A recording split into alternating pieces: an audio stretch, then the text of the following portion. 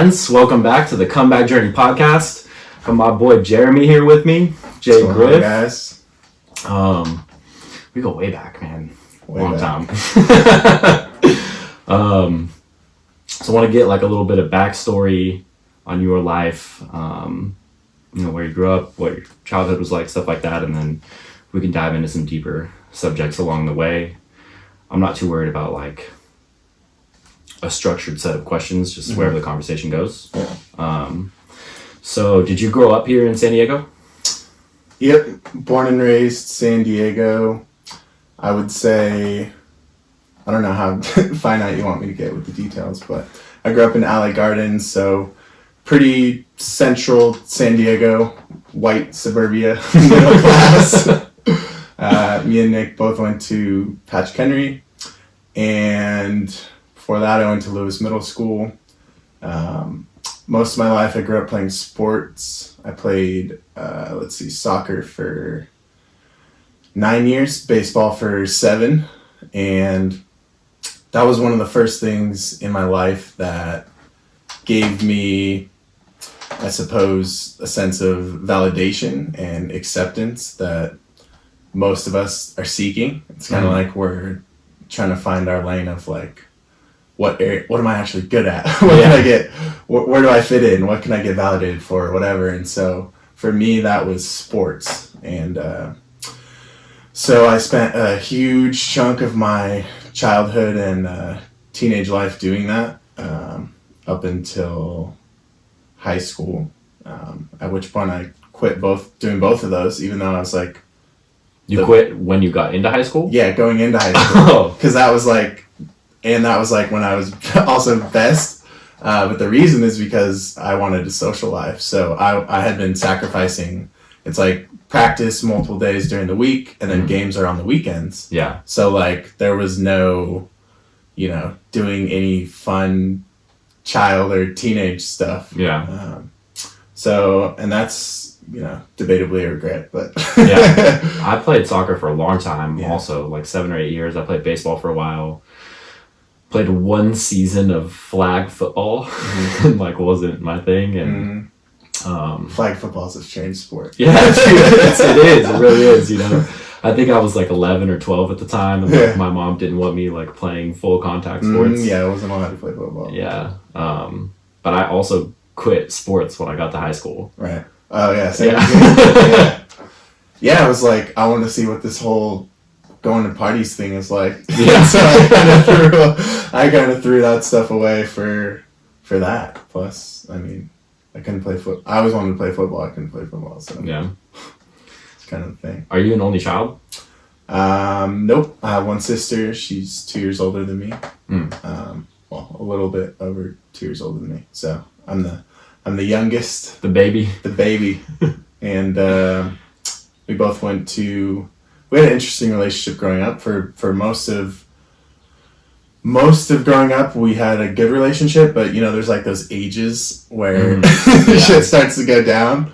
And then of course, like there was this dynamic I remember of, like, for example, she was in high school, obviously before me. And so she was starting to get in trouble around things like drinking or partying, but while I was still seen as like the angel of the family. And I think that created a bit of resentment on her end. And I would always kind of play to that card of like, my parents always saw me as the innocent younger child. You trying to like uphold that image? Yeah, they had no idea of many of the things that I did until I was like a junior or senior. And then that was a little bit of a plot twist.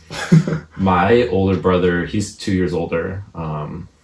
We were like the opposite. Like he was like the good child. Like didn't get into trouble at all. Yep. Didn't drink until his 21st birthday. Like, wow. Very like, we grew up Catholic, my brothers and I, we all went to Catholic school, 1st grade through 8th grade, and then he went to a couple years of Catholic high school before Patrick Henry, and like stayed that route. Like he was still going to church every Sunday and like a respectable member of community, and I went the other way. Yeah.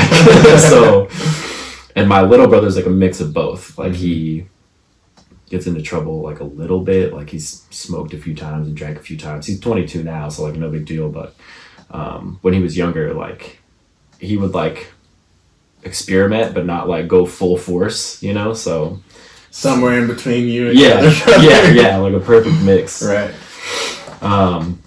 So did you guys ever, you and your sister, did you ever like reconnect after that initial, like you said she may have formed some resentment around like you being yeah, the perfect child? We started reconnecting when when I joined her.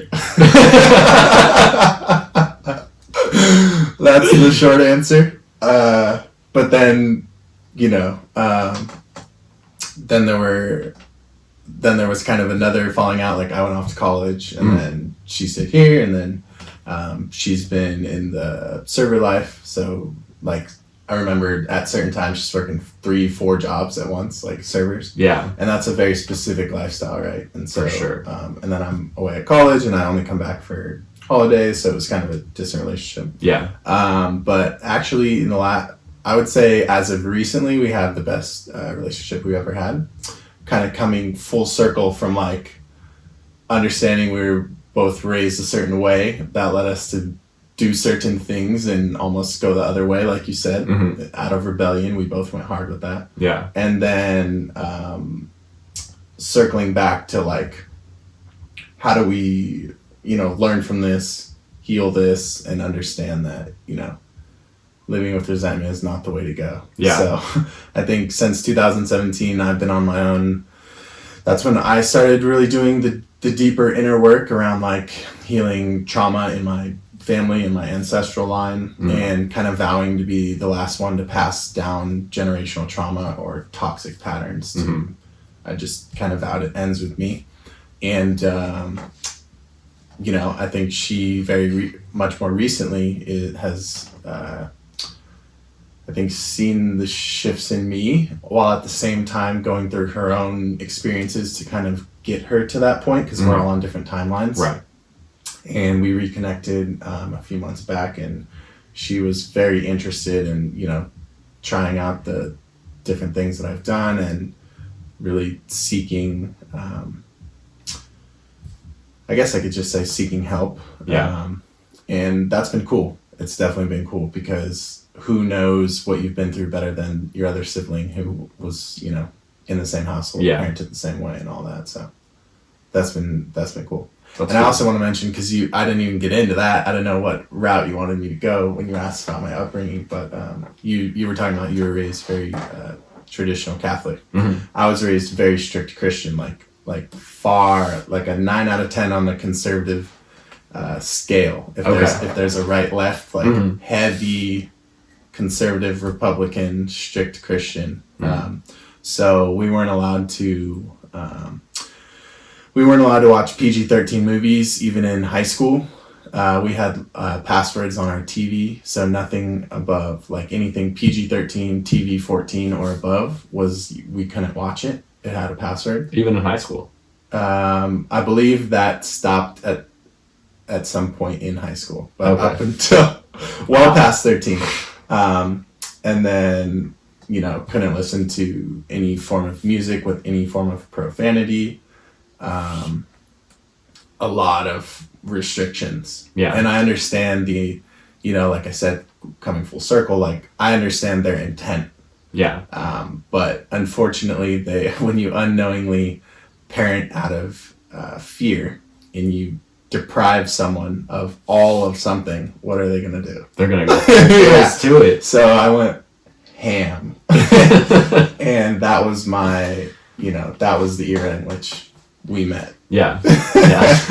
And, you know, it involved a lot of rebellion, trouble with the law, experimentation, and all that. But I'm extremely grateful for all of that, because, I mean, I'm often told I have an old soul, and I'm often, I guess I often have it reflected back to me, because sometimes I forget that not everyone sees the world the way we do. But I realized in retrospect that, you know, I went through so much in a condensed period of time that, like, by the time I was 25, I felt like I had already lived many lives, you know? And I don't know, you could probably relate too. Yeah. Especially with the with the drug past and all that. You go through so much in a condensed timeline that it gives you, if you do the digging and the inner work to get the gems, it gives you, in my opinion, a serious advantage and appreciation in life. And that ultimately, I'm sure we'll get here later in the podcast, but that is a lot of what allows me and allowed me to get into coaching and excel at coaching. Sometimes coaching people 2-3 times my age. Really? Why is that? Or how is that? Right? Yeah. It's like they've surely had more experiences. They've had more time on this planet to figure it out and all of that stuff. But sometimes that isn't as important as, well, what have you actually done with that time?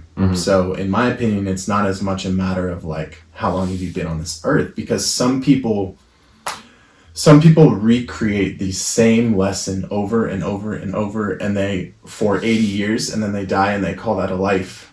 And if you don't learn and extract what is the universe trying to teach me from this and pivot and do something different, you aren't growing and you aren't actually gaining experience just because you've been on the planet longer and you've had more thrown at you. If you keep failing the same lesson, call it whatever thing we want to use, self-sabotage or being codependent or things around financials, or it can range in any area of life.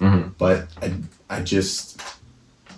I watch a lot of people recreating the same lessons, and so they grow older in age, which is a man-made construct, but they're not actually evolving their, almost like on a soul level, like they're not raising their levels of consciousness over time.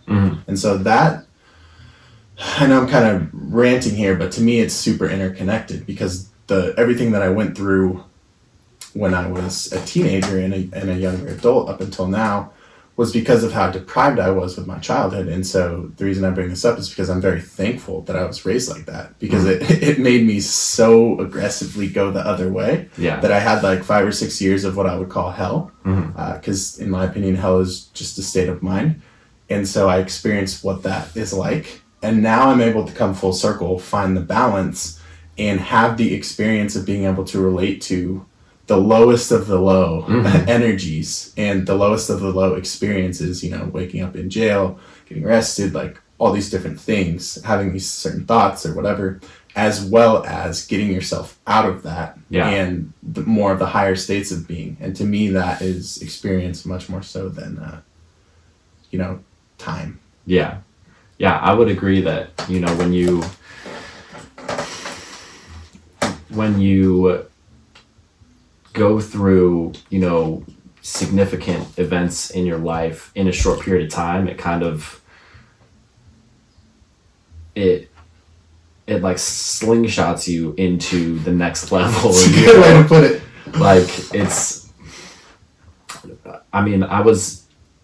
I was raised pretty strict also, like no, like I had like a strict curfew, no, like PG-13 movies were okay, but like no R-rated movies until I was 18, like in the house, like nothing. But from going from that to like the complete opposite, as you said, and like going ham and then coming out the other side of it, right. It definitely gives you a very unique perspective on life. And you can, if you don't learn from it, then like you're doing something wrong. Yeah. Like if you can't find the lessons in there, there's a term that I heard, I think it was Simon Sinek that said this term. I don't think he like invented the term, but existential flexibility.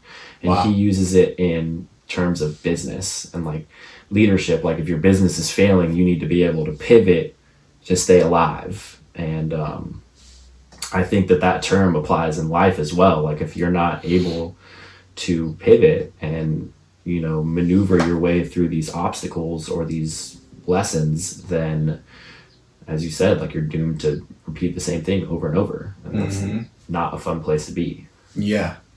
And I don't know this is or isn't something you want to get into on your podcast, but this is what I was recently telling you in regards to your own journey, is I think that, and I'll let you speak on that, but you mentioned some things around like being a certain way your whole life and knowing you had these certain gifts, and I mean, look at all the stuff that you've gone through and at a young age, and coming out the other side, like, I don't think you've fully wrapped your head around all that you have to give now because of all that you've packed into the last decade. Yeah.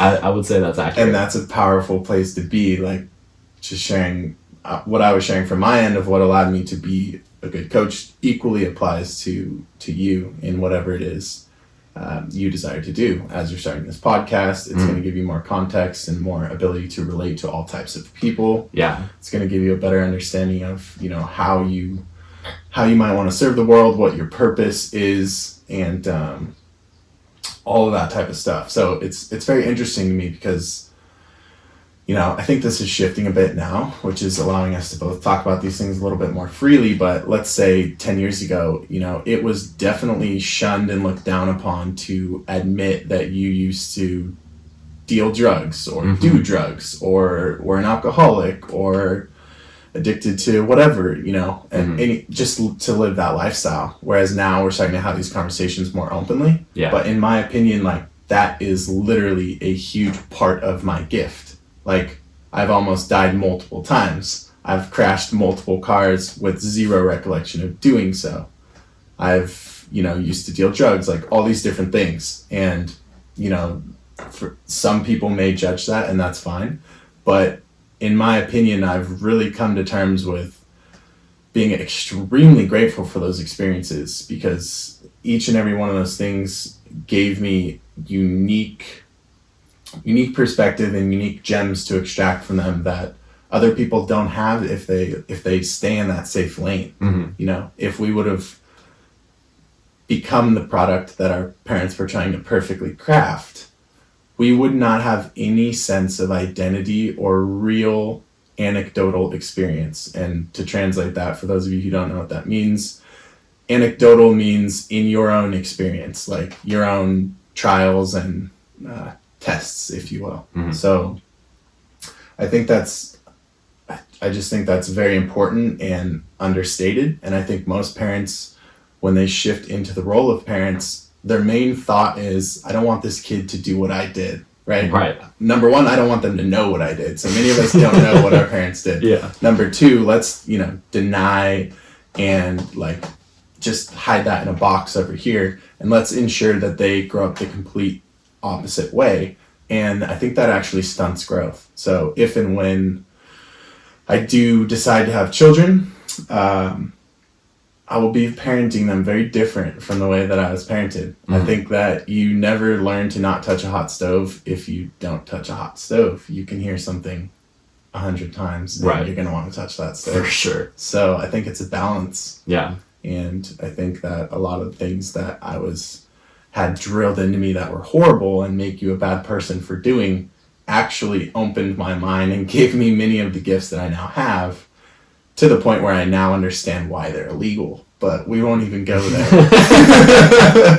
We won't even go there. That's a conversation for another time. Are your parents still together? Nope. They divorced when I was junior in high school. And my mom actually came to me and my sister, and she, because obviously, like, you don't just wake up one day having no idea, and your parents like, we're divorcing, and you're like, what are you talking about? Like, things lead up to that, right? Yeah. Threats or whatever it is, like, you know that things aren't the best. So one day she sat me and my sister down, and she basically like told us, you know, I've been staying with your dad for you guys. Like, we have been doing our best to work things out until you guys are out of the house. Like, I think a lot of parents do that, right? They kind of just put off their own happiness or whatever to try and wait till the kids are out of the house, not realizing that what they're doing is probably worse for the kid. But we won't get into that either. So she sat us down and she basically asked us, like, you know, what are your thoughts on this? And me and my sister, the dynamic of my parents was, my mom was always the pushover, and because she's like comes from more of a codependency, and so she was always like more of like willing to please, and she would sometimes like say yes, well, often say yes to things my dad would say no. So my dad was bad cop, she's good cop. I think that's another traditional dynamic. Yeah. So of course, when she's like, I'm 17, I'm like deep in my party phase and doing drugs and just wanting more, like I'm wanting to be left alone, right? Wanting more freedom and independence. She asked us, you know, would you guys be okay with us separating and all that? Me and my sister are like, hell yeah, for sure. You know, we wanted like more freedom, and that would obviously, it's way harder to parent when you're separated and all that, or like to keep like close tabs on your kids and all that. So that's how that went down. And then I started living, my dad moved out, started living with my mom in different apartments and such, finished out high school, and then transitioned to going away to college. And you went to Sonoma State? Yeah, Sonoma State. And I applied for, I think, 7 CSUs, only CSUs. And because I had like a, I want to say like between a 3.2 and a 3.5. I think I was somewhere in that range, GPA. So like CSUs for sure, UCs probably not. Yeah. So I applied for like 7. I think I got into 5. But some of them were like too close, like San Marcos and Northridge and ones like that. So I chose the absolute furthest one away, and I didn't even visit it before I went. I literally was just like, pick the furthest one, I won't go there. Because quite a way to choose. Up until that time, I'm like, what, 17, 18? Like we had went on some family vacations and stuff like that, but like I had never been, for the most part, I had never really been out of San Diego. Yeah. So it's just the type of thing where you become so entitled, you don't even like, I'm like, I don't even appreciate the beach, like the weather, whatever. It's boring. I'm so used to it. And I'm really glad I made that decision as well, because I chose the most opposite. It's 560 miles away north. And so you have 4 seasons. It rained, like my freshman year, it rained for like 5 months straight. Damn. And so many trees, a lot more nature, smaller towns. And so it was a big difference. It's still California for sure, but big difference.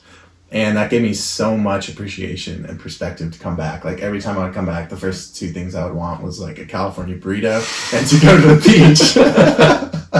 And like, as a San Diegan, if you're watching this and you're from San Diego, you know what I'm saying and how funny that is. But as a San Diegan, like when people say that, you almost like roll your eyes. You're like, that's so cliche. Like I became that. True, though. I became that. So I went to I visited Sonoma one time. Like the college or just the college. So your Christina Sanchez, she was your grade. She was right across the street, directly across the street. So her brother is a year older than me. Adam, yeah. Yeah, he went to there, didn't he? Yeah, he went there. So like, Cody and I drove up there for a weekend. It was like a party weekend. Yeah. Like we left here at like 5 o'clock in the morning, and we were like passing off like a CD with cocaine on it, like doing driving up and like mobbing, like he had like a GT Mustang back then, so we were mobbing like 120 miles an hour. Yeah, like just booking it. Cody was a savage in that Mustang. I was scared for my life in that thing. But we went up there and like we like took some ecstasy and like wandered around the campus and like it was a cool time, you know. But I do remember it, and it was in October, so it was like very green. It was like a little overcast and like, but it was fall is it was phenomenal. You know, it was a really cool experience. I haven't been back since, but I remember vividly like how amazing that campus was. Cool campus, yeah. A lot of trees, clean air. Apparently, it's the richest CSU in terms of the families who send their kids there. So there's a lot of money coming out of like East Bay. Okay. Kids that are like out of like San Fran type suburbs. East Bay is just like a collection of little areas up there. But there's just a lot of kids rolling up with, you know, that year Beamers. Like just whatever it is. So that made it interesting as well, because when you give when you give a lot of rich kids a lot of money and you send them off to live on their own, they're going to spend that money on probably bad things. Yeah. Yeah, so that was interesting. So how long were you up there? Did you finish in like 4 years? Yep, just over 4. So, which is hard to do. Like, it's probably harder now, but even when I went, it was hard to do. Like, there was a semester where I took 21 units, Jesus. and like technically you're supposed to be able to take 15 and graduate a semester and graduate in 4 years. But even like certain times taking like 21, I still had to take an extra semester on top of the 4, because what ends up happening once you finish your what's it called, like undergrad, like your GE stuff. And I decided to be like a business major, so certain classes have like prerequisites, right? So you can't move on to certain classes until you take in certain classes, and that kind of complicates things because sometimes you're wanting to, you know, get into this one class and it has a ton of availability, but you haven't met the prerequisite yet. But the reason you didn't meet the prerequisite yet is because last semester they weren't offering like that class filled up super fast and there were absolutely no spots for you. So now you just get to take that one class next semester plus some like filler stuff. Okay. So it was kind of lame in the sense of how that works out. I feel like that's probably another way they just get you. Yeah. Of like, oh, like let me take like, I would be taking like weight training. Like I would just go get to go work out where the basketball players worked out. Like sign in, lift if I wanted, or just go back to sleep. Like you know, certain classes that were just like, am I really paying like a few racks for this? Yeah, and that was another thing is I took out a lot of student loans. My parents had like a college fund for me, but definitely wasn't everything. It was just like, I actually don't know what it was, but let's say it was like $20,000. So I still had like to take out a lot of student loans each year. Yeah. Or in total. And for some reason I like dissociated it in my mind that like I viewed it as like, oh, that's not my money. So like I was just like, it didn't matter to me that like things were being wasted, or like if I had a choice between living spaces, I would be like, oh, I'll take the more expensive room or the more expensive place, or like I would just like throw racks on groceries or whatever it was, and then I'd come out of college with like $40,000 in debt, and I get realizing that no, that's yours. Yeah. And I was like, probably shouldn't have been living like better than like, I don't know, 30-year-olds are living right now. Like certain places where we lived, like it was pretty nice, and like I would choose the master and like things like that. I would have like be doing like headstands. I'm serious. Headstands in my room. I had like dual sinks and like things like that. It's like it was probably unnecessary. Yeah. But that's like, I don't know, goes to show you don't really have a concept of it at that age. It's crazy that student loans never go away no matter what. No. That's like the one thing. Yeah. Even these, I mean, we're even seeing right now with all the SBA loans, right? Like the, with the stimulus bill that passed and all the free money that they're giving out and stuff, they're even willing to forgive stuff like that, but they won't forgive student loans. Yeah. It's like the one thing. Like credit card companies are willing to, you know, you can put off your fees or whatever. In any other aspect, you can file bankruptcy, or you can sometimes get things removed and just not pay them, go into collections. But student loans is the one thing. Yeah. And I think that's an area that people probably aren't looking into enough as to like, why is our economic machine, why is that the only area where you cannot get forgiveness from, and then why is it tied to our economic machine in which there's only one choice? Right. That's interesting too. Yeah, and it's, yeah, you're right. Like, I don't think people don't even question it. No. They're like, what, you know, like I didn't get student loans. Like I got grants to go to Grossmont College, and I went for 3 semesters, and that was it. But it was all, my out-of-pocket cost was like super low. You know, I think I spent like a total of $2,000 for 3 semesters. Wow. Yeah. I just like applied for a bunch of grants, and but my older brother, he went to Seattle for college, and he paid like out-of-state tuition for the first little bit. And what was the college called? Seattle University. Oh, yeah, never heard of that. Yeah, so it's a private Catholic college. Oh, okay. Yeah. But you know, he's, you know, my mom helped a little bit with like college fund, but still, like those student loans are monumental. And like my little brother's was supposed to graduate next month from SDSU, but like the, you know, ceremony is going to be put off at least until December. Yeah. You know, so are they putting it off? They're not just like not doing it. Well, they're gonna like. I'm pretty sure like you get your diploma, Yeah, but like they're not. But you gonna don't get to walk. Yeah, you don't get to walk. And that's, I'm pretty sure. Last we spoke in depth about it, like he wanted to do medical school, and like consider, that's a lot of money. Add another 80 to 120 on that. Right, like that's ridiculous. Yeah. And sure, doctors have the potential to make a lot of money, but like. But humans tend to raise their cost of living to match their income. Right. It's that compartmentalization thing I was talking about.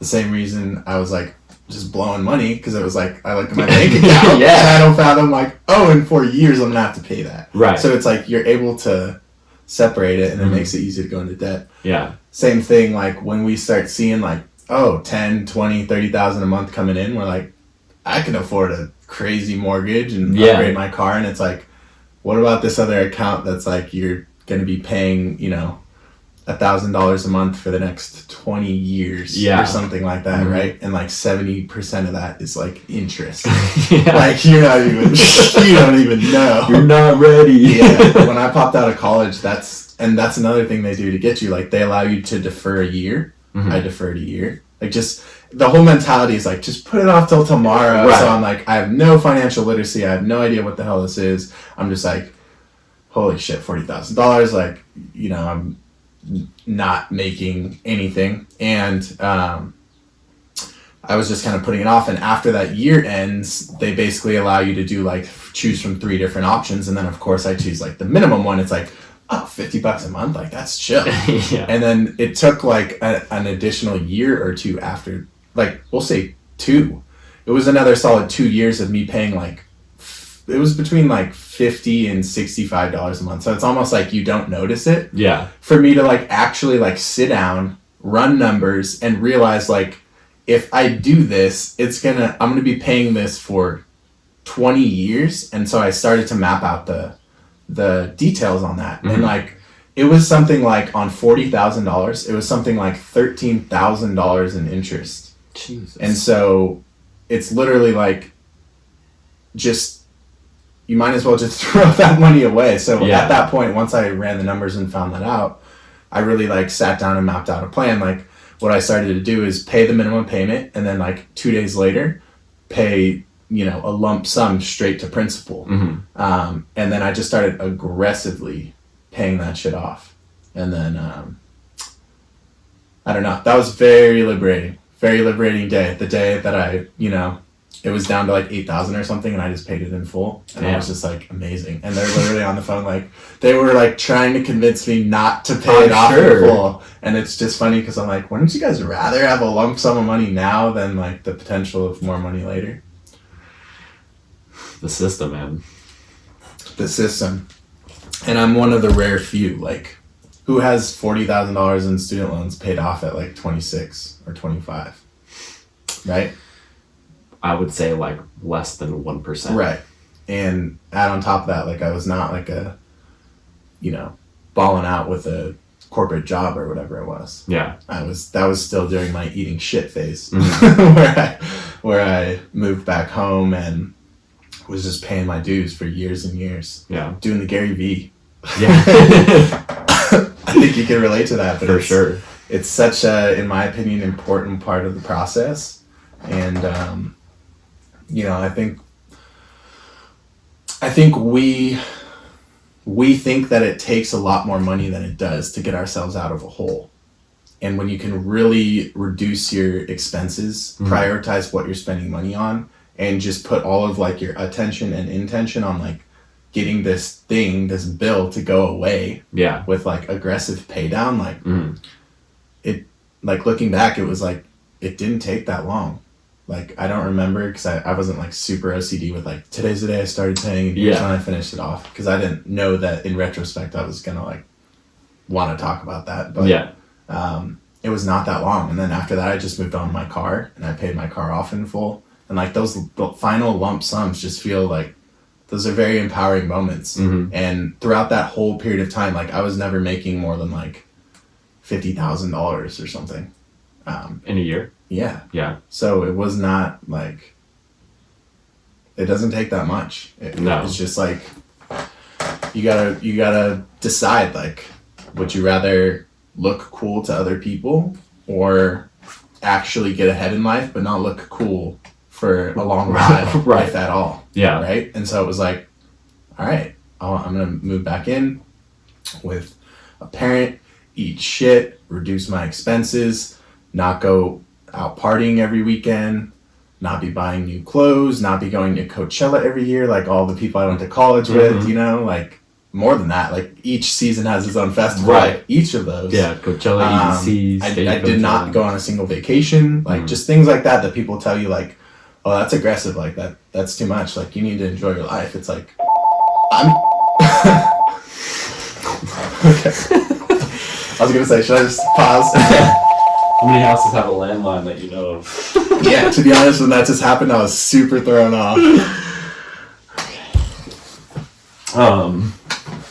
Okay.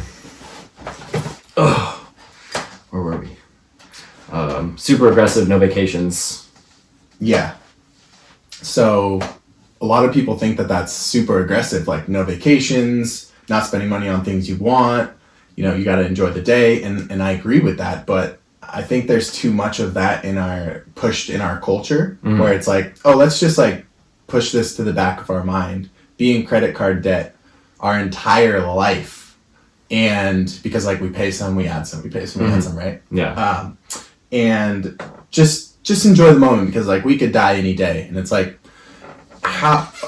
okay, I agree, but how high can your quality of life really be when you have such limitations on like ever evolving your standard? Yeah. It's so, I don't know. I mean, I used to get a lot of shit from family members, like, you know, why don't you, like, literally every conversation when I would meet with my dad and his new wife, are you going on any vacations? Or like, have you been on any vacations recently? Like, let's say I haven't seen them in 3 months. We have dinner or it's a holiday. You know, first question is about vacations. Like, and it's like, in my head, I'm thinking, why is your life about vacations? Or why do you think my life needs to be about vacations? And I'm just like, nope. And they're like, do you ever like, what do you do when you're not working? Like, you know, just a lot of that dynamic. And it's like, you really feel the subconscious judgment of like, clearly we have different values and subconscious belief systems. But here we are. Yeah. And I think it makes a lot more sense to them now. Yeah. When, for example, the economy just collapsed, and I've been preparing for this since I was 21.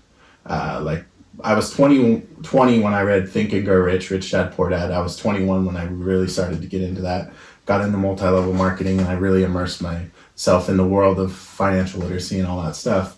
And by note, like, you read it, okay, but like, it took years to really like understand it, apply it, integrate it, and know what it means for you. But my point is like, I started preparing back then for the recession that we're now in. And I'm really capitalizing. And yet almost all of the people who were giving me shit, why don't you ever vacation? You take life too seriously. You know, I wouldn't be surprised if they ask me to borrow some money soon. Quite a few of them have told me, you know, there goes my retirement. I don't intend to name any names, but just a lot of people are in a really bad situation right now, right? Because their ideology was like carpe diem. Yeah. It was like only live for the day. And I think that this goes back to duality. Like, I agree, in a micro, you should only live for the day. Like right now, I shouldn't be thinking about what I'm going to do in 2 hours. Right. I shouldn't be thinking about the video I recorded an hour ago. I should be hyper-focused and present on this conversation. But on a macro, I think it's almost irresponsible to not have vision and not understand that like things are not always going to be like this in any given climate. The same way this recession isn't going to last forever, an amazing economy isn't going to last forever either. And so I'm just really glad that I'm really glad that Gary Vee got to me early. I'm really glad that I developed discipline, going back to the sports thing. I developed great discipline and willpower early on, the ability to delay gratification now. And that's such an important skill in this day and age. And, that really allowed me to get out of $40,000 in debt, pay off my $20,000 car, all while I'm not making that much. Like, what is that like? I think the median American salary right now is like 56,000 or 48,000. Like, to me, that's not much. And that's all that I was making, but I was able to really do things that most people that make that couldn't dream of because I was smart about it and I had a plan and I was patient. Right. And that allowed me to evolve to the next level of my life. And it didn't happen overnight and it wasn't quick at all. It was years and years of eating shit. But now I think it's starting to make sense and it's a good spot to be. Yeah. Unfortunately, most people right now, their world is crumbling, but it didn't have to be that way. And it doesn't have to be that way. And I think you're on the beginning of that tidal wave of like seeing what the reality of shit when this is like the first recession that really affects me and you as adults. Yeah. Like, I've never seen anything like this. I like knew it was going to come because I've read the books, but like we don't actually think tomorrow it's going to actually happen. Like we never actually think it will.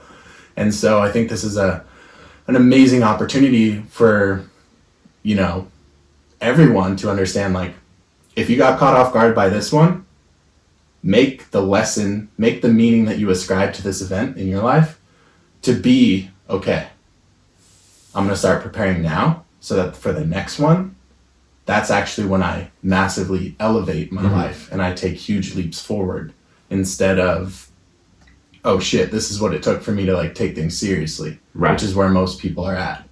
Most of my loved ones, most people around me, and I have great empathy for that. I mean, we lived through the 2008 one. Yeah. But we weren't like... We had no concept of like my dad didn't lose his job. I mean, he always made around, I think, 100,000 and it was never too big of a deal. If anything, it was just like not giving you $20 for the weekend anymore or something. Like it wasn't nothing crazy, Yeah. So it's a very different experience now. Yeah. I mean, I didn't really recognize, so like the current situation, it hasn't like massively affected me.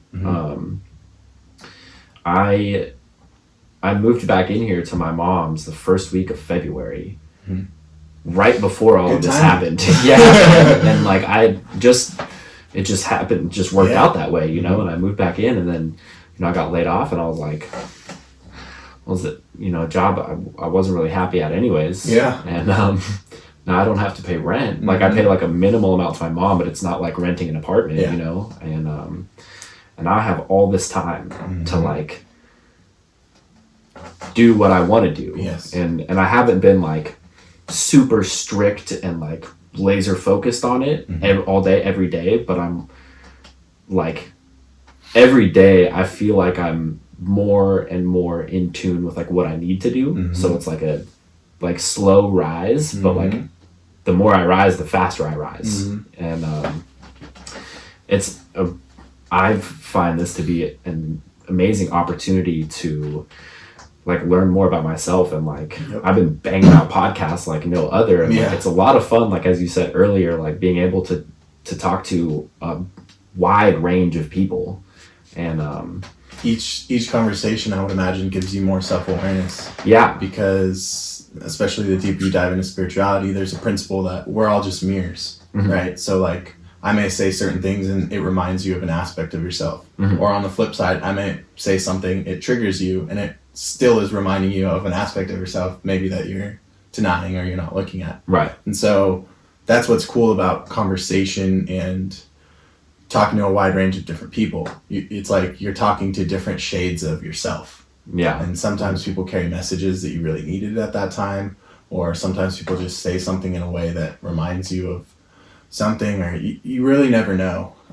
You never know what's going to come from that conversation. But I think that this podcast and a podcast in general is a huge growth catalyst. And I think that you're at the beginning of a very exciting ride. I feel it, man. Like I feel like, I remember like before I started this, like I hit you up and I was like, "Can I pick your brain?" Or, like, we like talked on the phone for a little bit. we talked on the phone for like an hour, and I was like, I don't really know, what, I don't know what direction to take you. Like, I don't have a logo, I don't have a website. And you were like, bro, nobody's gonna remember what your profile picture was last month, like, or last week or yesterday. Like, just start putting something out. And I was like, all right. And Cody and I went out on OfferUp and like bought some microphones and like just started, and it's been, I think I recorded the first one in October, and we're in mid-April, and it's, damn, I know, time flies. I know, man. And it's crazy because I didn't really know what this was gonna be, and like I still feel like it's there. Like I know that there's like something there, and it's like brewing and formulating, and it's cool to like watch the evolution of it and be part of the evolution. And it's a unique experience. That's interesting. When you said that, it reminded me of like how when you start to become more conscious, you realize that you have an ego that's always talking, and it's always giving you thoughts, and it's often criticizing and judging. But then when you do start to wake up, you can start to observe that voice and realize that you're not that voice.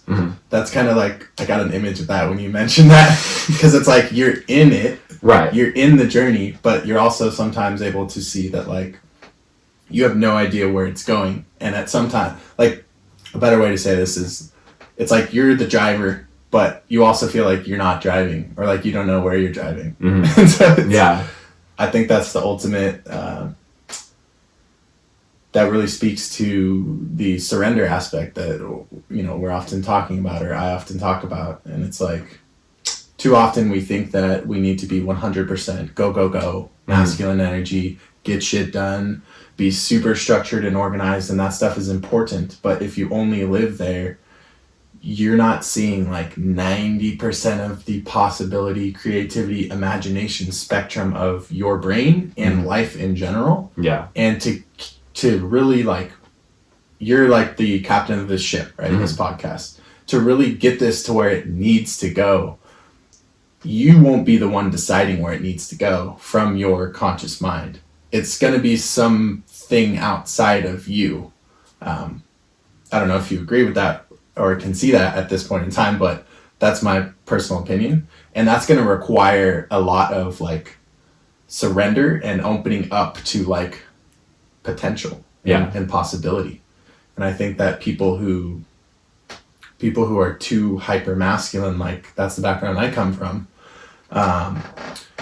it can really cripple and limit the growth potential of any sort of life or business venture. Because when it's all about you and strategizing and tactics and having it all figured out now, that's coming from your ego, and that's largely based on the past. And you can't possibly see what's coming for you. You're just going to recreate the past if you're trying to like, okay, I need to decide now what the next 100 episodes are going to be of the comeback journey. Like, how can you possibly know that, right? You're going to create the next 100 from where you are now, which is based on what you've been through in the past. So technically you're just recreating the past versus like surrender. Like, you have no idea what we're going to talk about in this conversation. Like, I don't know what you're going to ask me next. Maybe you don't even know what you're going to ask me next. I don't. Let alone like in 5 episodes. And so I think that's a really cool aspect of the podcast, like the medium of podcast. And I think that that's why people appreciate it so much. It's a lot more genuine and authentic, and sometimes spontaneous and random. And sometimes you just catch that wave where you're like, whoa, I know you know what I'm talking about. I don't have a podcast, but when I'm filming content or doing calls with my students or even on social, sometimes you tap into something and it's no longer you. It's you're riding the wave. You aren't the wave. And that noting those things, and noticing, are there recurring patterns where whenever I talk about this, I just lose track of time. Or I just catch this wave. And I think that's what this podcast is giving you practice of. It's like you're finding your lane in real time and you're documenting it. Shout out Gary Vee. And you're basically just learning publicly. And that takes vulnerability, that takes surrender, but it also takes action. So it's the ultimate masculine, feminine, like yin yang, and that's where the magic happens. Damn, I never thought about it like that. Most of my work with people is I'm either taking a hyper masculine, high achieving, like if they played sports, the shortstop or the pitcher, I'm either taking that type of person and getting them to like learn to surrender and not know and not need to plan everything out. That's like, that was my journey. Yeah. Or I'm taking like someone like, for example, like my girlfriend is super, like I would say like 90% or higher, like feminine energy, like la-di-da, like super present moment, like no concept of it doesn't matter where I am in a month, let alone a year.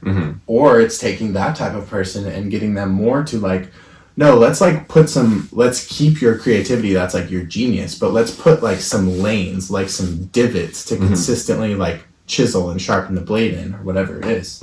And so I feel like that's where magic happens. It's where creativity meets logic. Yeah. Right brain meets left brain.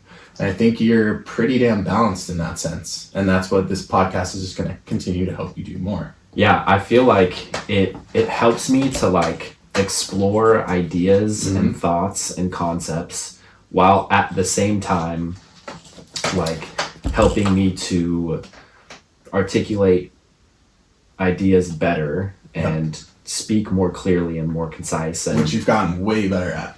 Thank you. I don't know how many episodes you've done. You said this is 30? This was going to be 30. Okay. Yesterday was the first Tuesday that I haven't gone to Cody's in like 2 months. His girlfriend had his girlfriend's mom's birthday dinner. Okay. So he called me. He's like, I can't do it. I was like, all right. But this is number 29. And I don't listen to like all of them fully through, but like I'll listen to like a little bit of each one, afterwards, and just like hearing the first one of me, it's just me talking to the camera. Like I had to record that like 9 times because I said like every third word, and even after I posted it, I noticed that I still said a lot, and it took you a lot longer to formulate what you wanted to say, like a lot of breaks in between each thing. Yeah. Which is really, after what I just said, you'll be able to see what I mean. That's a real good indicator, like you're in your logical, like you were trying to be too masculine with it. You're trying to like know what you need to say, the right way to say it before you say it, and that keeps you in a certain part of your brain that's harder to connect to. Yeah. Right? And I think this is all about connection. And so what you've managed to do is slowly let go of that need to control and have everything perfect and planned out. And I said, start over and just like surrender to it. Right. That's what it requires. Like, if we fuck up right now, like we fucked up, like whatever it is. And that's been a work in progress for me as well. And that's like the dance of life. It's like order. Jordan Peterson describes it as order and chaos. Eastern philosophy describes it as yin yang. It's masculine, feminine, whatever it is. I think it's really important, and it's a beautiful aspect of the growth that comes with business or something like a podcast. It's very, 29 episodes, and I think you've already gotten a lot more in balance. And I don't know if you've noticed it or looked at it in that way, but from an outside perspective, it's very apparent. Like you're very good at being like analytical or logical, like, but that requires you to like really sit with it and have time. But what the muscle that you probably wasn't as developed was like, how do I just like tap into like flow and just like, I have no idea what this is going to be, but I'm still going to like do it. And that involves like surrender and vulnerability and things of that nature, right? That typically women are a little bit better at, stereotypically. Yeah. And so the more we can merge those two, that's a powerful place to be in business, life, relationships, anything. I think something that helped me, like I feel like as I was, like when I was younger, I used to like freestyle a lot. Like I would put on like instrumentals and rap, and like when I first started, I was awful, and then, after a year, 2 years, 3 years of like doing it regularly, like even like going out to like parties and like throw on a beat, there were those times where I just like, I was just kind of going with it, and like I would be able to go for like 5 minutes of just like random thoughts that like made sense in the moment, and like and rhymed, and like I stopped doing that for years, and like just recently like started writing lyrics again, like not like freestyling, but just kind of, you know, finding a beat and like writing some lyrics to it. And you're right, it's like a muscle that you have to like work out and practice. And I think this, like diving into this has helped me with that. And that's, you know, writing music is just like a very small hobby of mine, but I remember doing it like last summer, like a little bit, and I was like, oh my God, like I can't think of anything, like it's not coming out, like writer's block, whatever. Because it doesn't come from thought. Right. And then, you know, I started doing this like more regularly, and I've since, I don't know, like in the last like couple months, I've like been writing more, and it's way easier. It just kind of flows out. Just, it's really nice. You know, it's funny that you use that analogy, because first off, I remember you rapping, and I used to hear you rap, and you were pretty good. And second off, that explains why I was never able to pick that up, because I'm coming from like, I would say I was like 85 left brain. Like I've had to really work to balance my right brain, the creative side, the more fluid side, the artistic side. Like I was never good at anything like that. I was good at like math, numbers, spreadsheets, order. Like my room is always clean, spotless, like very clean, orderly, and I just like routine and structure and those types of things, right? That is all masculine left brain. But like the right brain stuff, like art and music and things like I love music, and I've always loved it, but doing it like and I used to always try, because rap music and hip hop was like the first music that I truly fell in love with. And that is still the case. Like I just have never resonated with any type of music ever to that degree. And so I used to always try to like just put some rhymes together, and I never could, because exactly what you said, and I never thought about why, but because like my brain was like needing to know what I was gonna say before I said it. So really the only way for me to have pulled that off would have been like to write everything out over and over, scratch it out until I come up with something, and then just recite it. But like a freestyle was like a lost cause. Because that, I didn't know it at the time. Like I didn't have these type of words or understandings, but that's the ultimate, like you just have to tap in. It's an energy. It's a feeling. It's a flow. It's a current. And you can't know what you're going to say before you say it, or you ruin it. Right. So that's the weird thing. It's like trust fall. Exactly. It's like that. It's probably why I'm terrified of skydiving. So, have you ever been? No. Would you ever? And I don't think so. Let me give you some more context. Because I'm all about, you know, working through and evolving from our limiting beliefs in life. Here's my story. So my girlfriend is also like very afraid of heights, and I'm afraid of heights as well, for context. So she's very afraid of heights, and a few months ago she went through this phase where we have different ways of going about our own personal growth, right?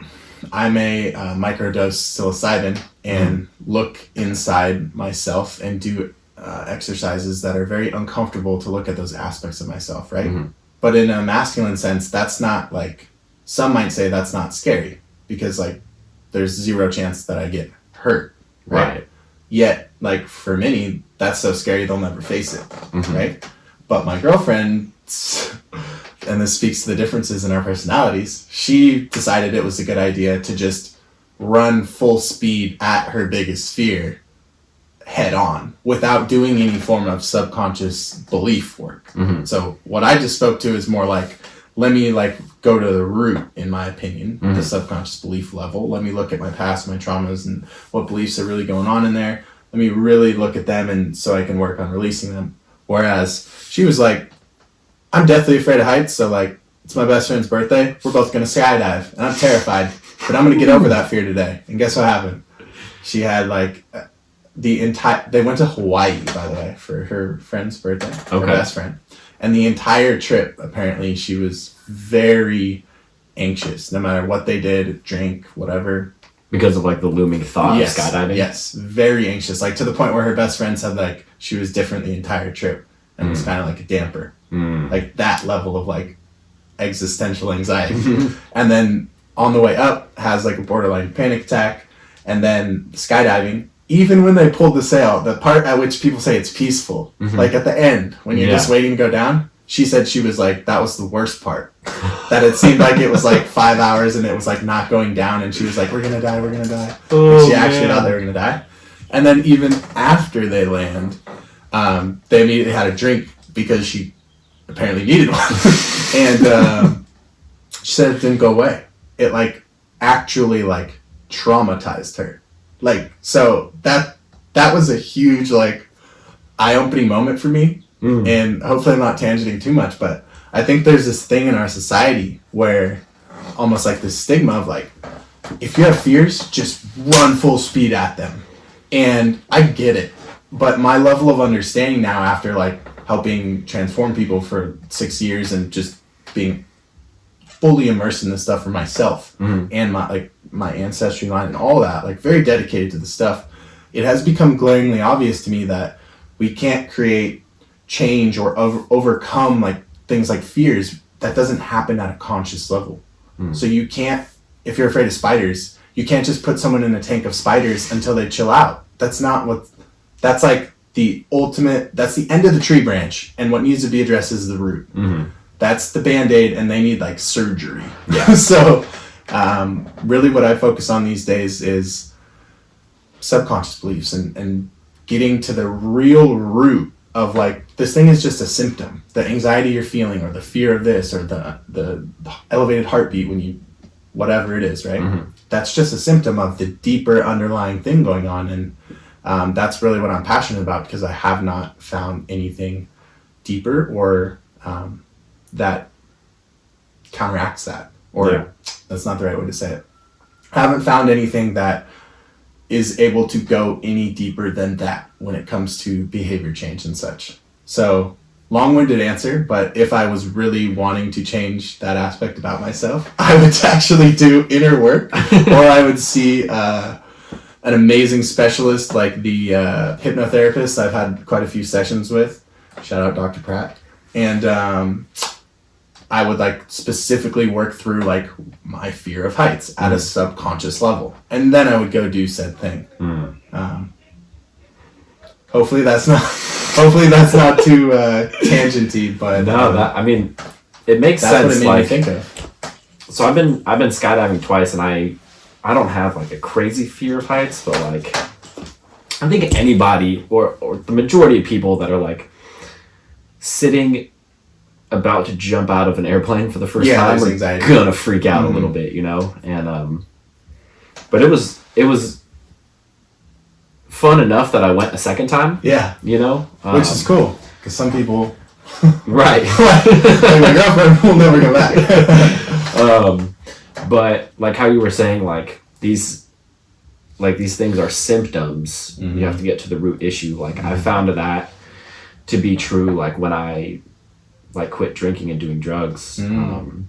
Yeah, we should talk about that a little bit. So I that's exactly what's going on there. Yeah, so I had this idea of like, you know, if I can get myself to the point where I can like abstain from these substances, that like my life will be great, you know? And turns out that's not the case. It's like the money will make me happy thing. Right, yeah, exactly. And it's just a symptom. Yeah, and I'm glad that like I've never done like the AA or NA 12-step program. Like I'll go to meetings occasionally if I'm like feeling some type of way, but like the longer, like the more time that passes being clean and sober, like the less intense those thoughts are, and like they're few and far between.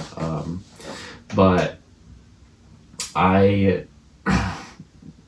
went to rehab twice, and both times I opted for an alternative treatment method, which was the first time I went, it was called SMART recovery, self-management and recovery training, where it was like a lot of personal accountability. Yeah, and, I like the sound of that. You know, but I didn't take rehab seriously the first time. Like I was like, my girlfriend at the time. You weren't at your real rock bottom yet. Right. you know. You had to be humbled more. Yeah. So the second time I went, I did like I was there for 30 days, and I did like some intense, like daily individual and group therapy sessions, like pretty much every day. And just that short amount of time, like I learned a lot, you know, just being like fully immersed. Like I was in Orange County in some random house with like random people, but like licensed professionals that could give me insight into like why I'm doing what I'm doing, or like how to like work through these things, you know. And so I thought that like, cool, I did 30 days, I'm gonna come home and like crush it. Like it doesn't work like that, you know. So it's and I kind of stayed in that belief for, man, like a year and a half maybe. Like I don't need to do anything else because I've already done the part that was hindering me. Oh man, and yeah. like That's giving me all kinds of thoughts. That's a human thing. Yeah. We do that with all sorts of shit. It's everything from people think that they just go to church and they can donate some money to God, and then just weird, and then they're good. They did their thing, right? Their thing, and then they can go back to being hypocritical in their daily life or whatever, and they'll be okay. Or people think that if they just hire a coach, then like, oh, I did the thing, like now I'm going to be successful, now I'm going to be happy, now I'm going to be at my dream weight. And it's like, no, that's just the beginning. That's the first step of you telling the universe, all right, I'm serious, I'm here for it, I'm willing to take the action. Like that's step one. And it's hard because if you understand that at that time, you'll probably give up. So it's almost like, I don't know if people need to know that or should think like that in the beginning. It's almost like you need a level of naivete. And the same thing's true in business. Like if you understand what it's all going to take, there'd probably be a lot less people going into business. But at the same time, it's a beautiful journey, because what that really is like, that's that first step of like personal accountability, I guess. It's like the first time you're taking back some of your power and you're starting to learn how to have responsibility over yourself and no longer operate from like a victim dynamic. Yeah, that makes a lot of sense. Was that what it was like for you? I would say that's like pretty accurate. The victim mentality, man, that's like, I still have my moments where it like flares up, you know, and I'm like, but I can like see it, recognize it 90% of the time, and I'm like, cut that shit out. But that's in all of us. You know, for a long time, I was like, you know, this happened to me, and this happened to me, and this happened to me, and that's why I did what I did, and woe is me, you know, and it's exhausting. You know, it's exhausting to like live like that, because it's just like a constant state of avoidance, and nothing, like I don't even know how to articulate it, but like you never get anywhere. That's a good way to put it. Avoidance. Yeah. You just like, here's the issue, and you're just like, la-di-da-di-da-di-da-di-da, you know? And creative denial. Yeah. Creative denial.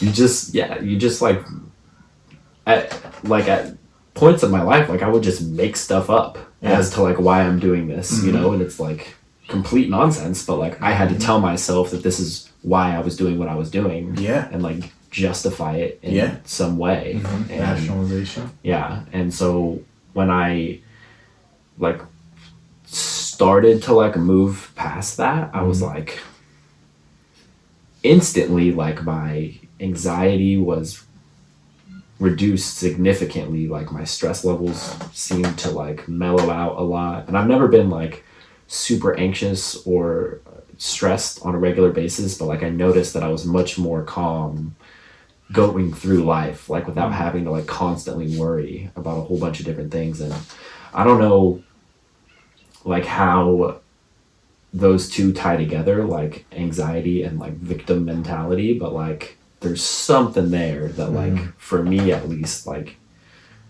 kind of like smooth like the edges, you know. You want me to speak on that? Yeah. What you got, bro? Well, I put a lot of I've put a lot of time and energy into asking myself and then eventually answering these types of questions. And so I think of it like this. So you've noticed that the victim mentality seems to be very closely tied with anxiety. So when you're in that paradigm of like, woe is me, there's also a lot of anxiety that comes with it. So the way that I look at that is when you're a victim, and that's the narrative and the internal story you're telling yourself, you have zero control over what happens to you. Because if you believe that you're a victim of circumstance, you have no personal power. So the ego does that so that it can compartmentalize and not like, so it can continue to go on operating under that narrative because it doesn't want to change, right? So it's just like, oh, it's not my fault, it's theirs or whatever it is. But the downside of that is you have zero control over what happens to you. Because if it's not your fault that you sleep in till 2 p.m. every day, and it's not your fault you are a drug addict, and it's not your fault you keep getting arrested, then you don't have to face that shit, right? You don't have to clean your shit up. But the downside is if it's not your fault, then you can't do anything about it. And when you're operating under that narrative of not being able to do anything about it, if we go deeper to a subconscious level, that goes back to I am not safe. Because if you don't have control of any aspect of your life because you've created this victim narrative, then you aren't safe. Because something could randomly happen to you at any time. And you start to get almost like you believe that narrative, you've bought into it because it allows you to get away with from facing these things. But it's like the flip side of that coin. It's the yin yang. It's like, okay, fine, you can get away with these things for a period of time and rationalize them. It's not your fault. It's the government. It's Trump. It's your mom. It's your dad. It's the school system. It's whatever. But then on this other side, it's like that looming sense of anxiety is always going to be there because your nervous system and your subconscious mind are operating under if we go to the deepest level, we strip away all the stuff in the way. What you find at the bottom is I am not safe. And if you don't feel safe, there's always going to be anxiety because you're expecting, you're just waiting for the next shitty thing to happen to you, right? So your nervous system, going a little deeper, parasympathetic, sympathetic. Sympathetic is fight or flight, parasympathetic is rest and digest. A healthy individual spends about 95% of their day and life in parasympathetic, relaxing.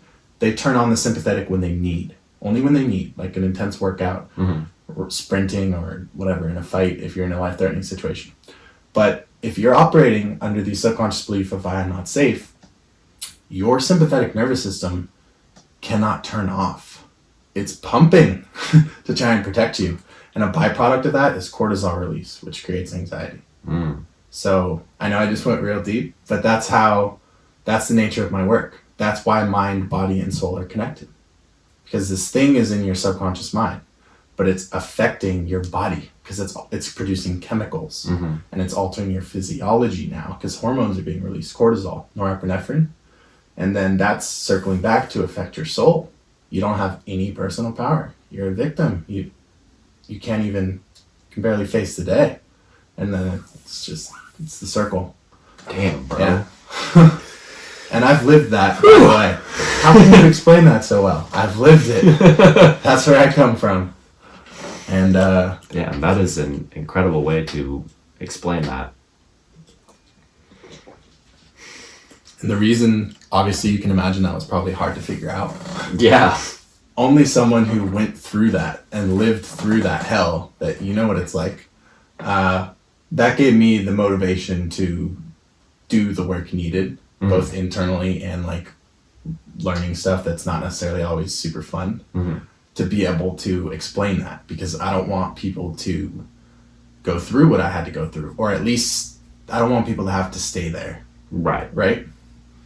Because when you don't have the answers, that's a brutal place to be. And you're just asleep and you're a victim and you've convinced yourself of your stories and you really think that that's what's going on.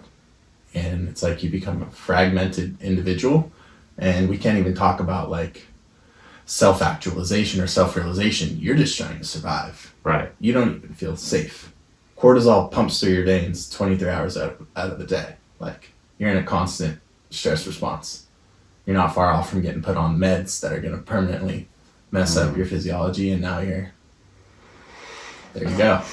Damn. So it's deep. What is a cycle, bro? This is a lot of my like why, because that leads us to the medical system. Mm-hmm. Why do they hand out SSRIs before they ask if you're even like getting daily sun or meditating? They don't ask anything about that. They don't ask about nutrition, lifestyle, nothing. They don't ask like, are you in a toxic relationship? Your stress levels? No. That video that you posted on your Instagram story a few days ago about the doctor talking. Yeah. It was like a 10-minute video. Extremely smart. And he was like, and this is something that I didn't know, but he was like, did you know that it's illegal to say that you cured somebody without the use of drugs? Mm-hmm. And I was like, what? Yeah. Bro. Yeah, for those of you who want to go down the rabbit hole, you can look into Dr. Sebi. Have you heard of him?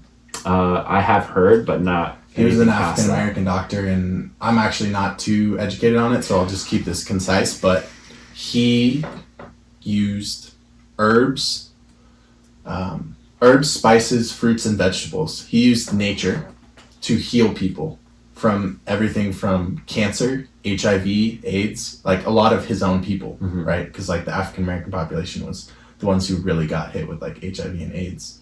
And some of these gnarly, uncurable diseases, he reversed them, and he had many case studies, and they actually like took him to court. Like I believe it was like the U.S. government versus him, and for making fraudulent claims, because he claimed I cured people from diabetes, hepatitis, HIV, AIDS, cancer, like all this stuff with like juicing and certain roots and herbs and like some of this holistic stuff. Mm-hmm. He was like a real pioneer for the African American community and just like the holistic health community. Mm-hmm. Way ahead of his time though. Like he's been dead, but pretty interesting stuff to look into. But it's like, why were they allowed to like put him in jail for that? Yeah. Or try to put him in jail for that, right? So it goes back to that thing of like, we're in a system where the way it's set up, money is too intertwined. The pharmaceutical industry has taken over the world, and like the current situation we're in right now, I was reading something about for every ventilator they get someone to go on, that hospital gets $38,000. For every patient that they're able to check that they have corona, even if it's all these other things, but I don't know if you know about this, but they're just being told to anyone who has remote symptoms, just put that they have COVID-19, $19,000. So if you're going to tell someone, all you have to do is check this box and you're going to get $19,000 and it's not that big a deal, why wouldn't they do that? And that's the paradigm of doctors with pharma. They have a referral program, basically. It would be like if you were an affiliate for my product, and every episode you market my product, mm-hmm. and everyone who buys, you get 10% of that. That's what doctors get when they put you on SSRIs. They're getting a kickback from that. So why wouldn't they give it to you? And that's the system that we're in, unfortunately. It's like money has infiltrated it so deep that things aren't being prescribed ethically or in the right way. It's like money first, then. Mm-hmm. I just watched this documentary on Netflix. You want another water bottle? I'm good. All right. I think it's called The Pharmacist. Uh-huh. But it was this guy. His son was like killed in a drug deal in like New Orleans, and he was a pharmacist. And this is when those like all those like pop-up drug dealer shops would like start handing out opiates like nobody's business. It was like one of the doctors was operating, her hours of operation were like 10 p.m. to 6 a.m. Oh, to yeah. See patients. So it's literally like a druggies going in there. Yeah. Wow. And one of the city cops was like her bodyguard, hanging out in the lobby. Yeah. And this was when like Purdue Pharma was like massively producing OxyContin, and this, I don't want to like go too deep into this Netflix series, but like it's pretty intense, and it goes like real deep into like how much money they were really making and how they took zero accountability for any of the issues that they were causing. And like they were trying to like let the doctors off the hook about like they didn't know any better, and this woman was seeing like 100 patients a day and just writing prescriptions and giving it to them. And then they can go to like multiple different pharmacies and multiple different doctors in the same day because they had no system to check. And these, like, they were just, and this is all just funneling back to Purdue Pharma, and they're making billions and billions of dollars, and nobody knew, nobody cared until like the whistle got blown, you know. But it's crazy, dude. Yeah, man. There's in each of these areas, I mean, we touched on education earlier. That's a system where politics and money are intertwined.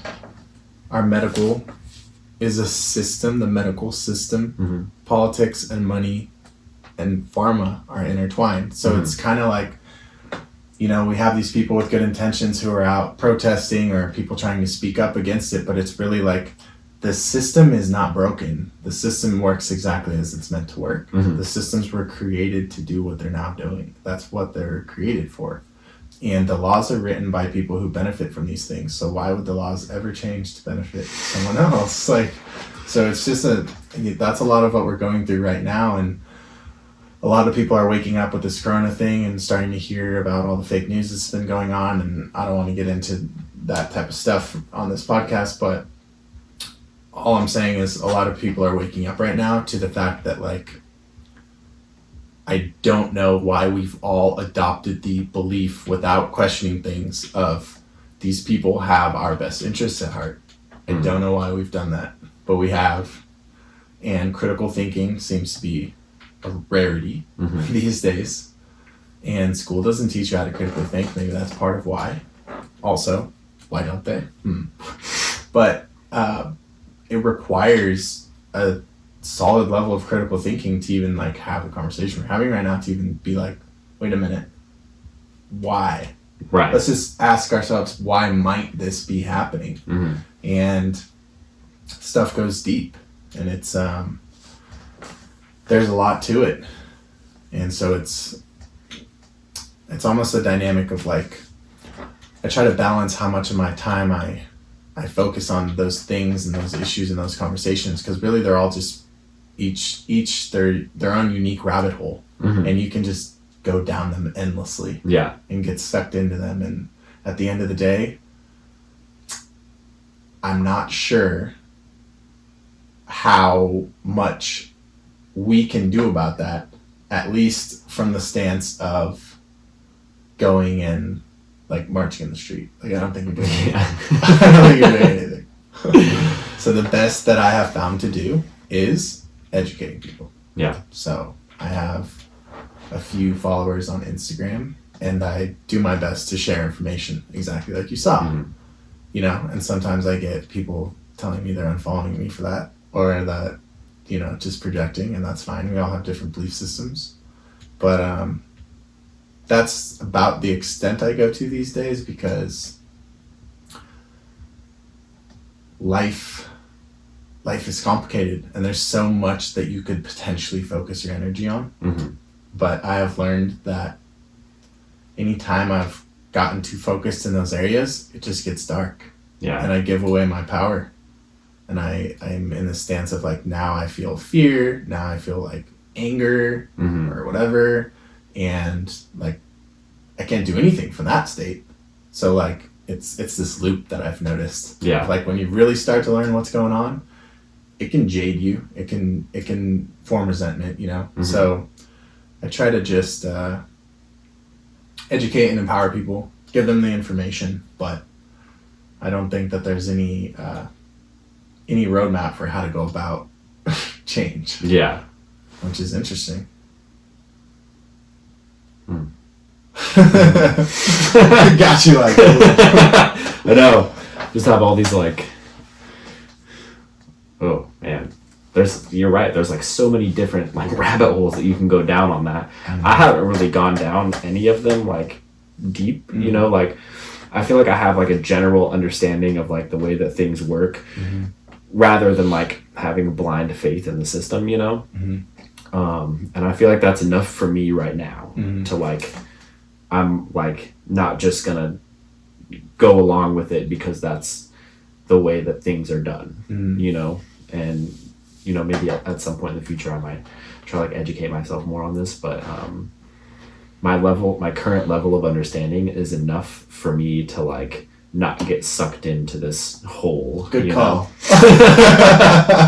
Good call. I got too many people sending me too many things, and you know, people who know a lot more than me and who have a lot of time on their hands to devote to this. Yeah. People who can be a bit obsessive, like myself, and so that's another aspect of it, right? The addictive personality. It's that self-awareness of like, I know if I watch this right now, I'm gonna get sucked in. Yeah. So maybe I will just, you know, watch it at another time or not watch it right now. Yeah. We don't, you know, at the end of the day, maybe we don't need to know everything. There's no such thing. Yeah. There's no way, you know. So many different opinions and all that stuff. So what's I'll like do a little pivot here. Yeah. So we just got deep on you all. We got super deep, guys. We're reeling back, don't worry. So going back to like life after college, like what was like your path after that? Did you get like a job and like start working on your business on the side, or like what was your plan of action? Yeah. How did you execute that? Yeah, good question. Yeah, we kind of outlined my upbringing and then going to college, but not after. So when I was, all right, I'm going to try to not make this too long. When I was 20 years old, I got arrested and I got put on a program where I had to call in every morning to find out if I was going to be randomly drug and alcohol tested. So I had a forced lifestyle change on me. 20 years old. That's why I got into fitness. For those of you who know me as a fitness guy, that's why. And at the same time, I got introduced to Gary Vee. At the same time, I got introduced to a multi-level marketing company. So you want to talk about the universe opening doors for you, or law of attraction, whatever you believe in, that's like too coincidental to look at, right? Like I just happened to get assigned Gary Vee's book, and Gary Vee's very anti-college, so why would my professor assign us a Gary Vee book? And that book is way back then. I'm 20, so that's 7 years ago. Not predicting, but just flat out letting people know social media is going to change the world. It's going to change the way advertising is done. It's going to remove all barriers to entry for business owners. You can literally do whatever you want online. Start now. That day in class, I made the Instagram that you now follow, and just started slowly doing that thing. And then at the same time, like I said, I got involved in a multi-level marketing company, which I was always very cynical.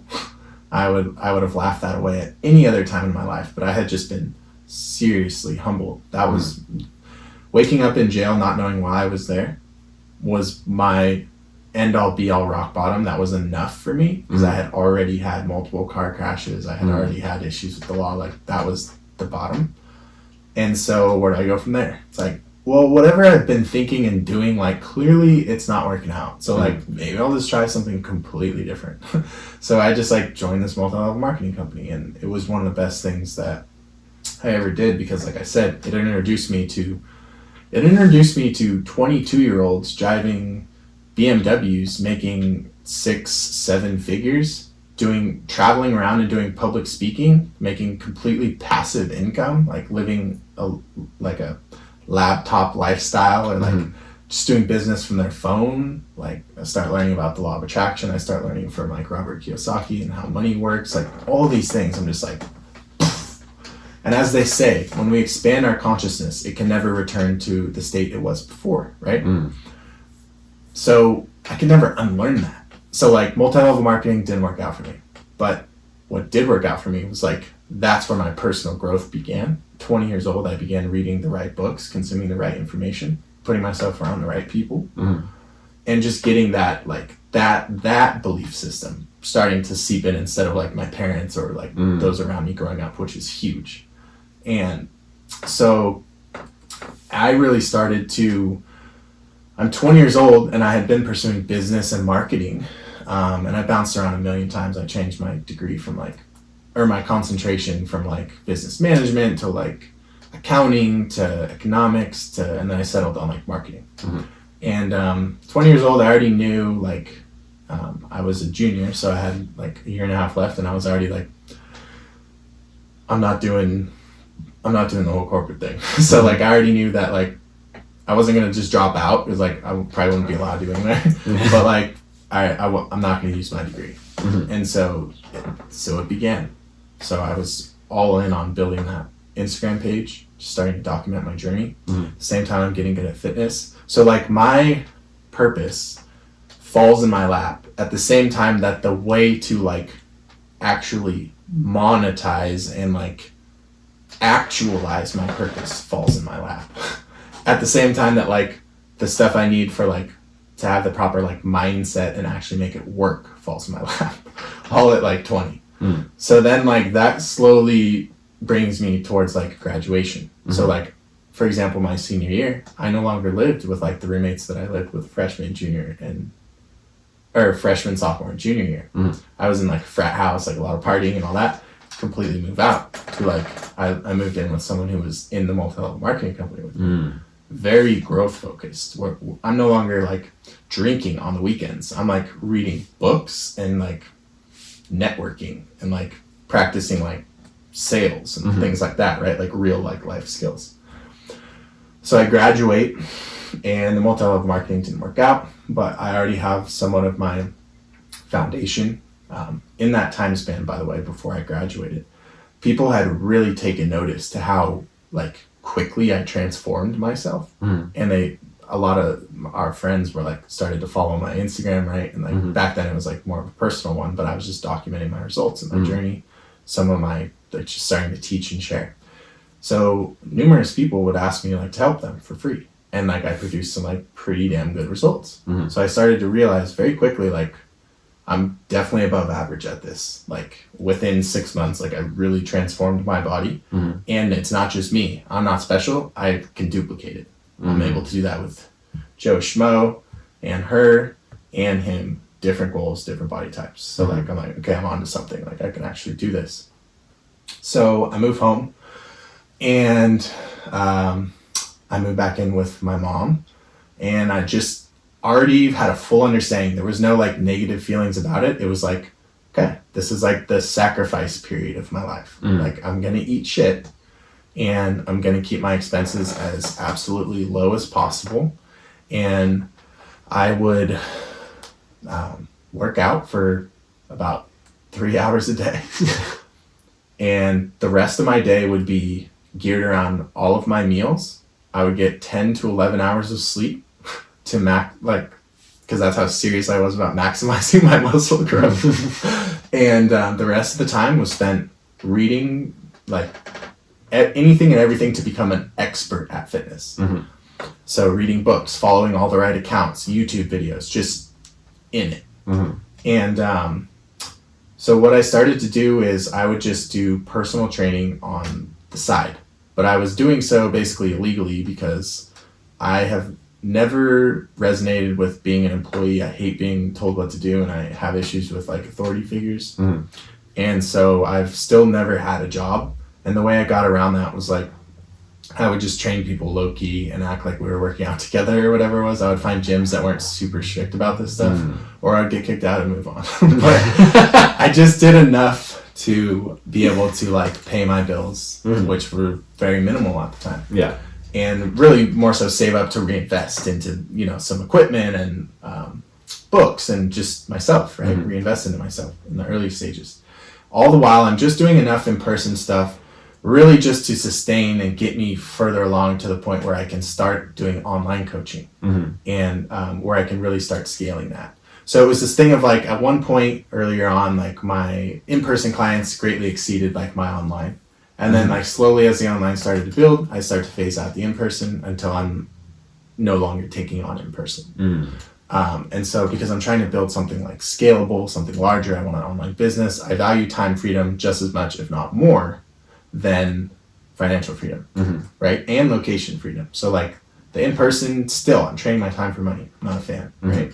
Like I have to go drive to you, I have to be there for this set period of time, I have to drive back, like just wasn't a fan. That's not my dream. So I finally get my online to a point where, like, I remember my first like $4,000 month, and I was like just blown away.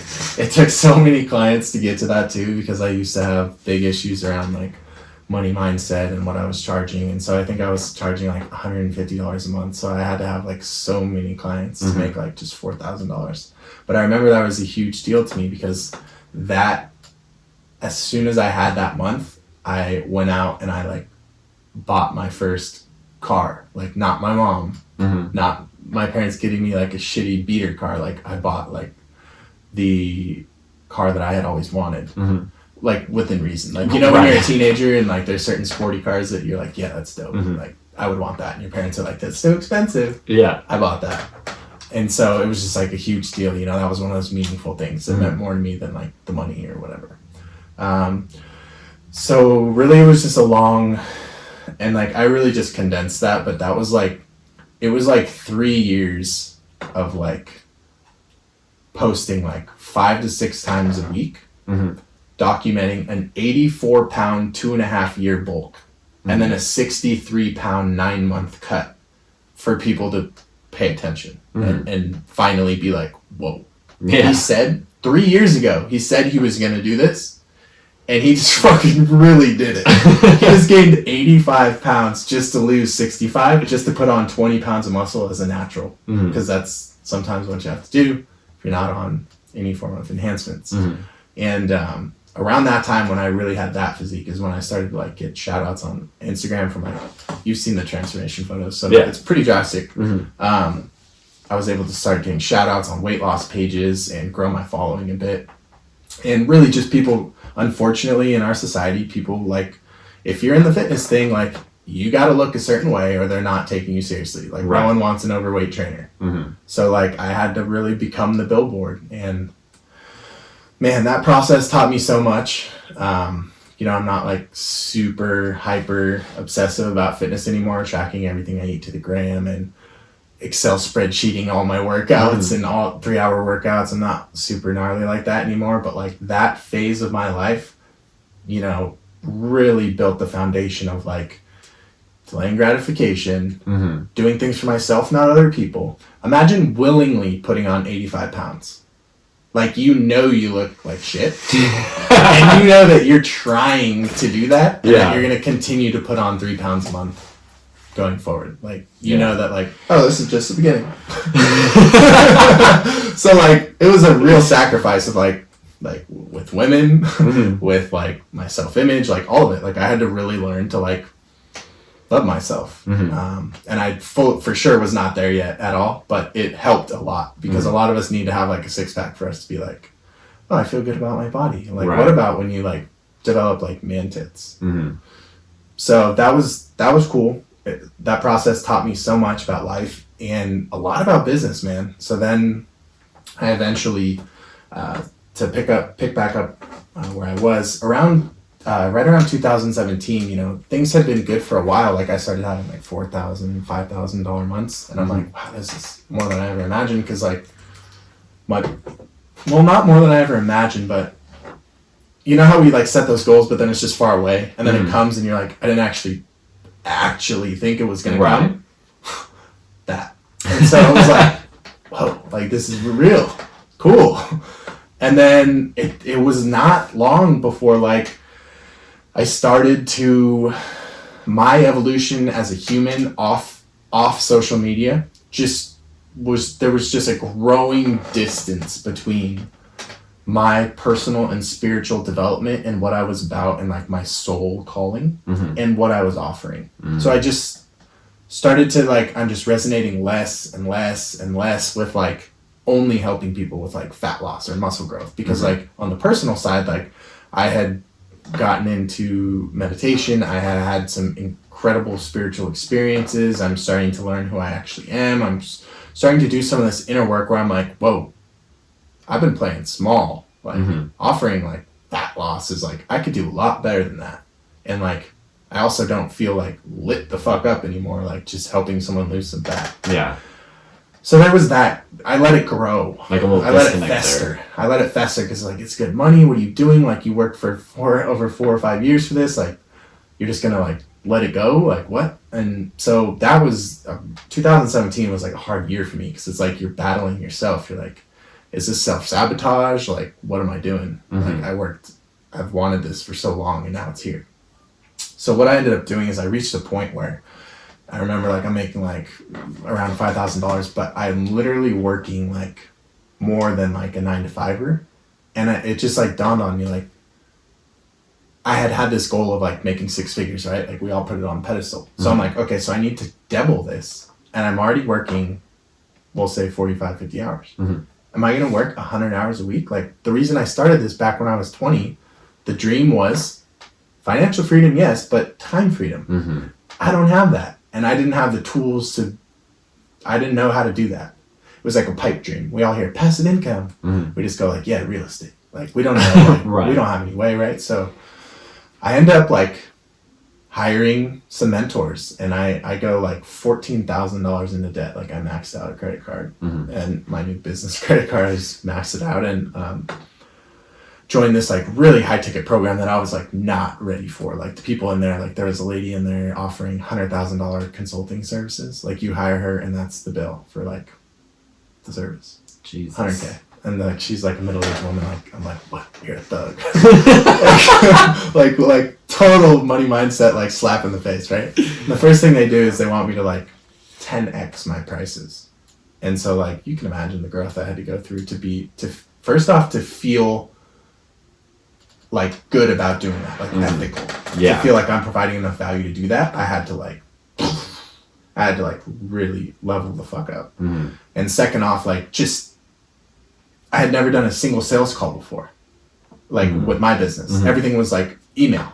And I liked that because I was like Mr. Introvert and I was staying in my comfort zone. Right. Now it's like, oh no, you're going to like do sales calls. Like you're going to fail on your face over and over until like you get your first sale. And it's going to be like 10 times what you're comfortable with. So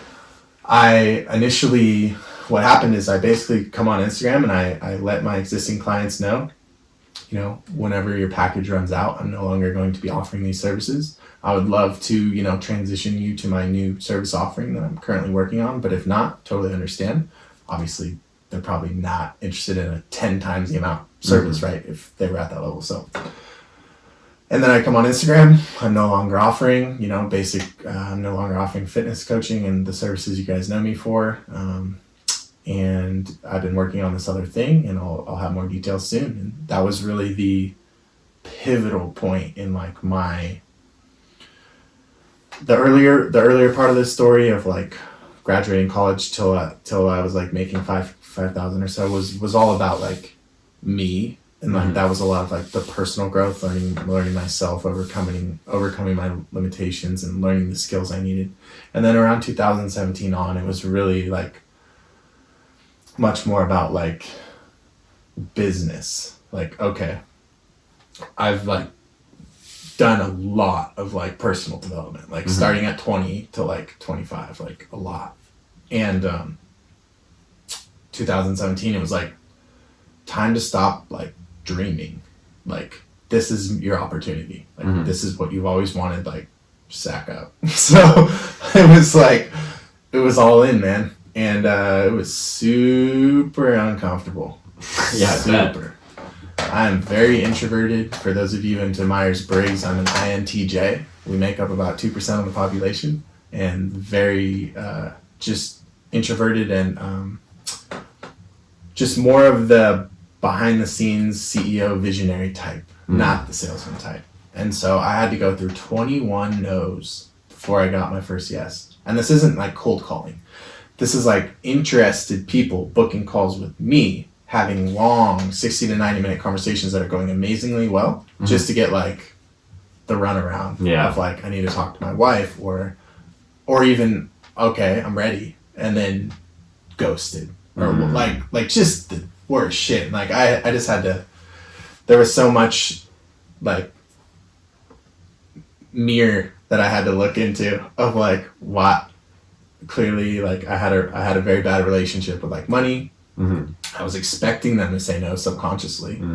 Goes back to my self-worth, you know. So it's so much had to be done outside of business that I just had no idea of. So like I finished that program, like I didn't have any ROI. Like I paid $14,000 and I'm like, what did I do? Like I'm not getting any of the results they're constantly talking about. Like it's just not working for me. Victim shit. And so I went through a 6 to 8 month period of like isolation. I started meditating 2 to 3 times a day, 45 to 60 minutes a session. I got into Joe Dispenza, and really that's when I just went balls to the wall deep in my spiritual journey. And I popped out the other side with, I'm meditating one day and I just get the download that it's going to be called Mind, Body, Soul Mastery, and that it's no longer going to be about fitness and teaching people about how to be a coach, which was what my initial offering was.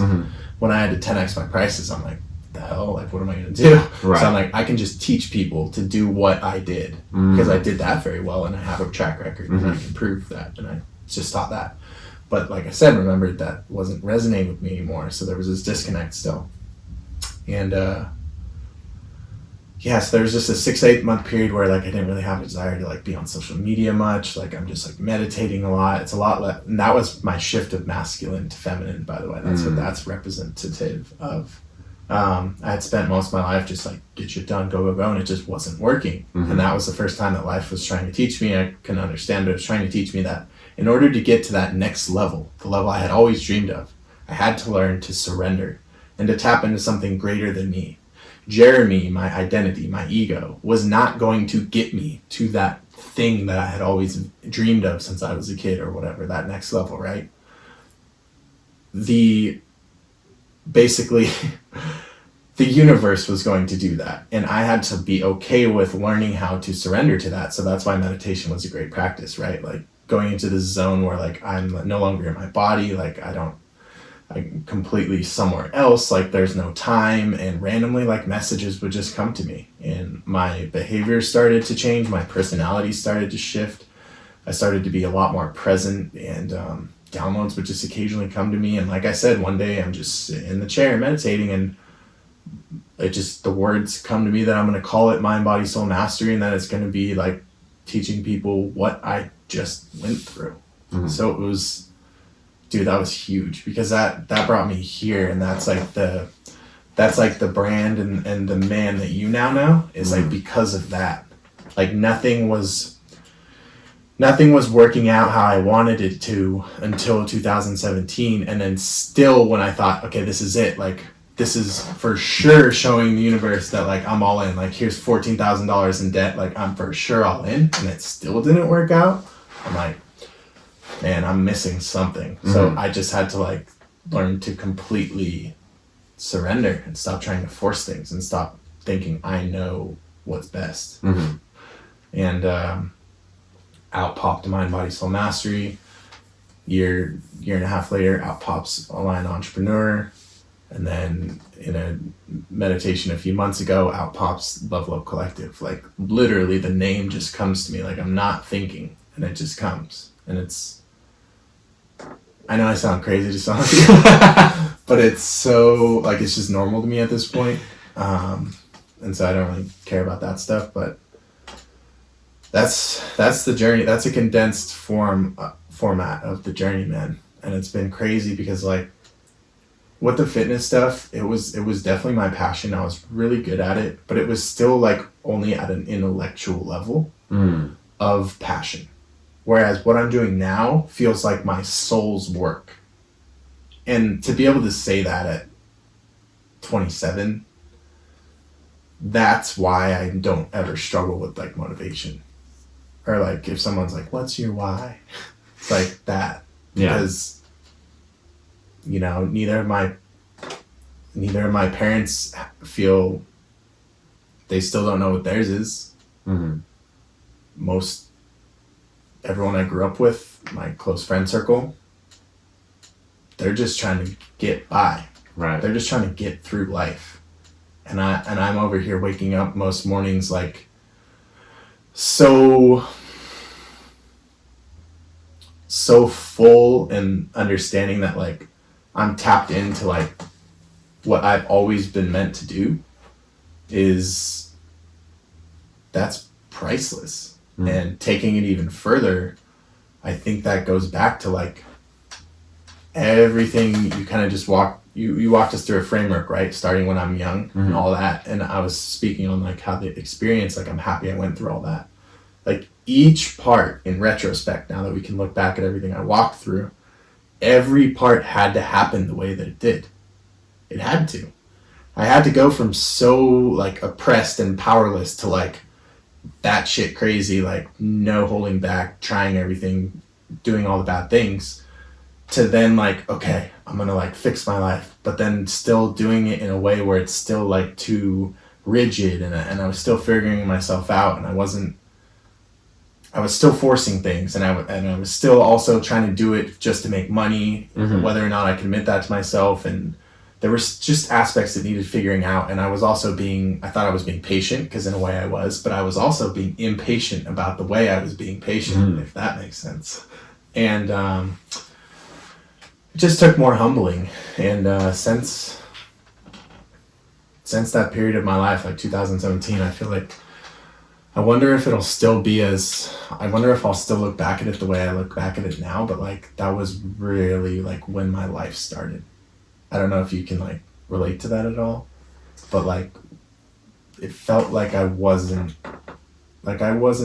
necessarily happy to be alive until 2017.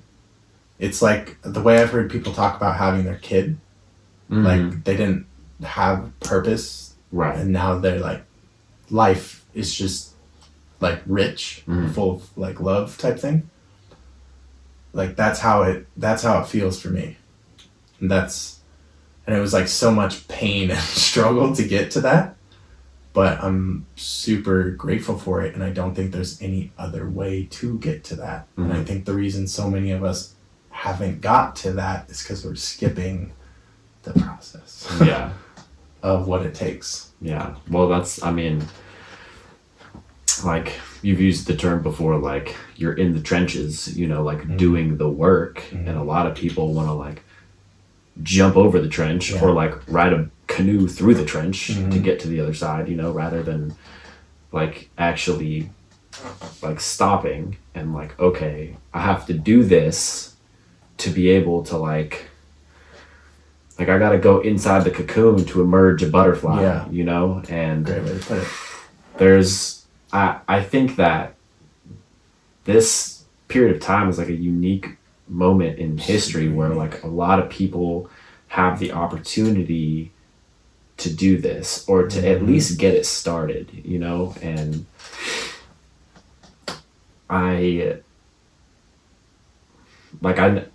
I know like some of my friends, they're like half and half, like some are like, what is going on? This sucks, and then the other half are like, and by this, like I have like 5 friends, so like it's like a small circle, and that's why I've been hanging out with Cody so much lately, is like we're just like we're on very similar wavelengths, and we have been pretty much always, but like right you guys now have evolved together as well. Yeah, like there was like a period of time where we didn't hang out a lot. It was like when he had Lila and I was right. There's like a bunch of drugs, but and then you meet back up and you're both like at a new place. Right, and it's like I've realized the importance of like I always knew like that term, like you are the average of the people that you surround yourself with, and I like would say that to people. Yeah. Yeah, like, hey, I know that. Yeah, right, exactly. Did you know that? Yeah. But now I'm like, you really get it. Yeah, like I really get it. At an energetic level. Yeah. You're swapping belief systems. Like a lot of underlying shit is going on. They're influencing you more than you could ever imagine. Yeah. Just in the words they choose, and the tonality they use, and the things they choose to talk about, and the things they don't choose to talk about. Like, it's all 95% of it is subconscious. So a lot of times people think like, oh, well, it's not that bad, because like they're never like, they don't force me to do anything. They're not making me do bad actions. Blah blah blah. It's like, that's conscious stuff. That's like up here. Mm-hmm. Like, the bad shit's happening all down here. Yeah. It's like the way they're living their life. They're miserable to be around because the way they're living their life. Mm-hmm. They're showing you that maybe subconsciously, fuck, it's going to be hard to, you know, live this life when like all I see around me is this life, or whatever it may be. Yeah. That's just an example, but yeah, man. And going back to that 2017 period I keep talking about, one of the lessons that I just refused to learn, like we talked about, like, to me, life's kind of simple in this sense. To me, you're constantly being handed lessons and tests from birth to death. And the sooner you understand what is the universe trying to teach me right now, and then actually going about it the right way, solving the problem or correcting yourself or forgiving or accepting or whatever needs to be done, sooner you can do that, sooner you move on. And if you don't, you recreate that for your entire life, and you call that living. But one of the things that I was just like spinning my wheels on super hard, and then I'm back in the victim state, was I had a few friends, and I'm not going to name names because you know them as well. Maybe one day they'll watch this. But the point, it doesn't matter who they are. It's just that we all grew up with people whom at one point in time were good friends. But then as you enter on this journey of personal growth and spiritual development and whatever you want to call it, there starts to be a disconnect. And if you're anything like me, loyalty is one of my core values. And so it was incredibly difficult for me to wrap my head around, okay, I've read all the books, I understand exactly like you said, you are the byproduct of the 5 people you spend the most time around. So I changed everything else in my life that I needed to align with success. Like, here's the things I need to be doing, except that one. I thought I could just get away with that one. That and like drinking. I could just, it's not every, you know, I'm not drinking every weekend. It's not a big deal. I'll just keep that. And then also I'll just hang out with these 2 toxic friends who, you know, your soul's constantly telling you, you know, they're pulling you down, they're dead weight, but like, you've known them for so long, and like, you're really loyal. Like, that's not what loyal people do, right? Well, it turns out that was a limiting belief, and I was actually more concerned with like the fear of the judgment and like of what other people are going to say or whatever it may be, than I was of like letting them go or whatever it may be. And as soon as I did that, it was just, it was like a rocket ship, and there's no way for you to realize that until you like, you try it. Like, right, like when I kept them around, it was like, I'm making progress, and like I was, and it's like, so you're thinking like, oh, it's probably like I think I'm just different, like it doesn't apply to me, right? And then like I like finally remove them from my life, hire these mentors, and it's just like such a different paradigm. You don't realize the like energetic cords that they had. Like, this is going to be a weird analogy, but it's more of a spiritual analogy, but energetic cords that they had like linked to you, just like charging their battery from yours anytime you hang out, and then you leave their presence and you're at 50 and you're supposed to go create and manifest this dream life. It's going to take 110% to manifest that dream life. So like, it was, I don't know, that was a pivotal part of my journey as well. So I just wanted to speak to that because you brought up the friend thing. Yeah. And yeah, I think it's super important that like you and Cody have each other, because it's definitely, you guys are definitely on the same wavelength, and most everyone we grew up with are not any different. Yeah. You know? Oh, I know. Maybe just more bitter. Yeah. So, you know, and there's just a lot of that around. So it takes like a willingness to be, you know, brave, and maybe at first alone if you have to. Like for me, it was like, okay, I can control my energy. I can control my environment. I can't control someone else's energy, but I can control mine. So I just went with isolation. Mm-hmm. I didn't mention that, but like I didn't date for 3 years while I was doing all that in my like bulking phase. Mm-hmm. It was not only am I like making myself fat and just dedicating my entire each and every day to like the grind, it was also like I didn't date, and most social events were declined if you invited me. Mm-hmm. It was really like the cocoon, and that wasn't even the cocoon that really shifted me. Yeah. It was that next one, the spiritual one. But yeah, man, there's a lot to it. But and people may be listening to this like, damn, that guy's like way too intense. Like life's meant to be enjoyed. Like that's, you know. So I understand that. I understand that totally. Just realize that like I've known since I was a small child, like before I could even articulate this, because it feels weird. We've talked about this. It feels weird when you have gifts and you don't know what the hell that is. Right. So you usually just don't speak on it. But I've known since I was a small child that I was meant to do things. I don't want to come off like narcissistic, but just meant to do that. My life was going to be very meaningful, and then I had a specific like grander purpose or vision to serve. Mm-hmm. And so certain things like the friend thing or whatever, like maybe that doesn't happen to everyone, but it just would eat at me like termites on wood, like slow and steady. Mm-hmm. And it's like, I know, like my soul knows the whole time. And I think the more any of us tap into our self-awareness or spiritual practice, the more in tune you get with that compass, because it's not a thinking, it's a feeling, it's an energy. But I just always knew like throughout my whole life, I always knew when I was doing something wrong. Like I could never not feel like guilt or like shame when I was doing bad things. And ultimately, I'm finally at a place to where I've learned like, you don't have to like live like that. Like if you can align your life with like in a way where your values and like your morals and your beliefs align with like the lifestyle you live, it's such an unbelievably higher quality of life that I get to live now than like back when I had like demons or you know what I mean? Yeah. It's like at the end of the day, you're the only one that has to lay your head on your pillow with you every night. You have to live with that. And so it's like a lot of this stuff that I've went through may sound like too much or extreme or aggressive, but you have to realize like I didn't really decide that. It was like I just finally listened to what I was being told. This is your truth. And now I finally live my truth, and it's just like lighter. It's like how you said, like you really don't have much anxiety anymore after the victim thing is gone. It's kind of like that. It's like before, if I just wanted to like go out and drink for a weekend, like I would deal with like a week of guilt.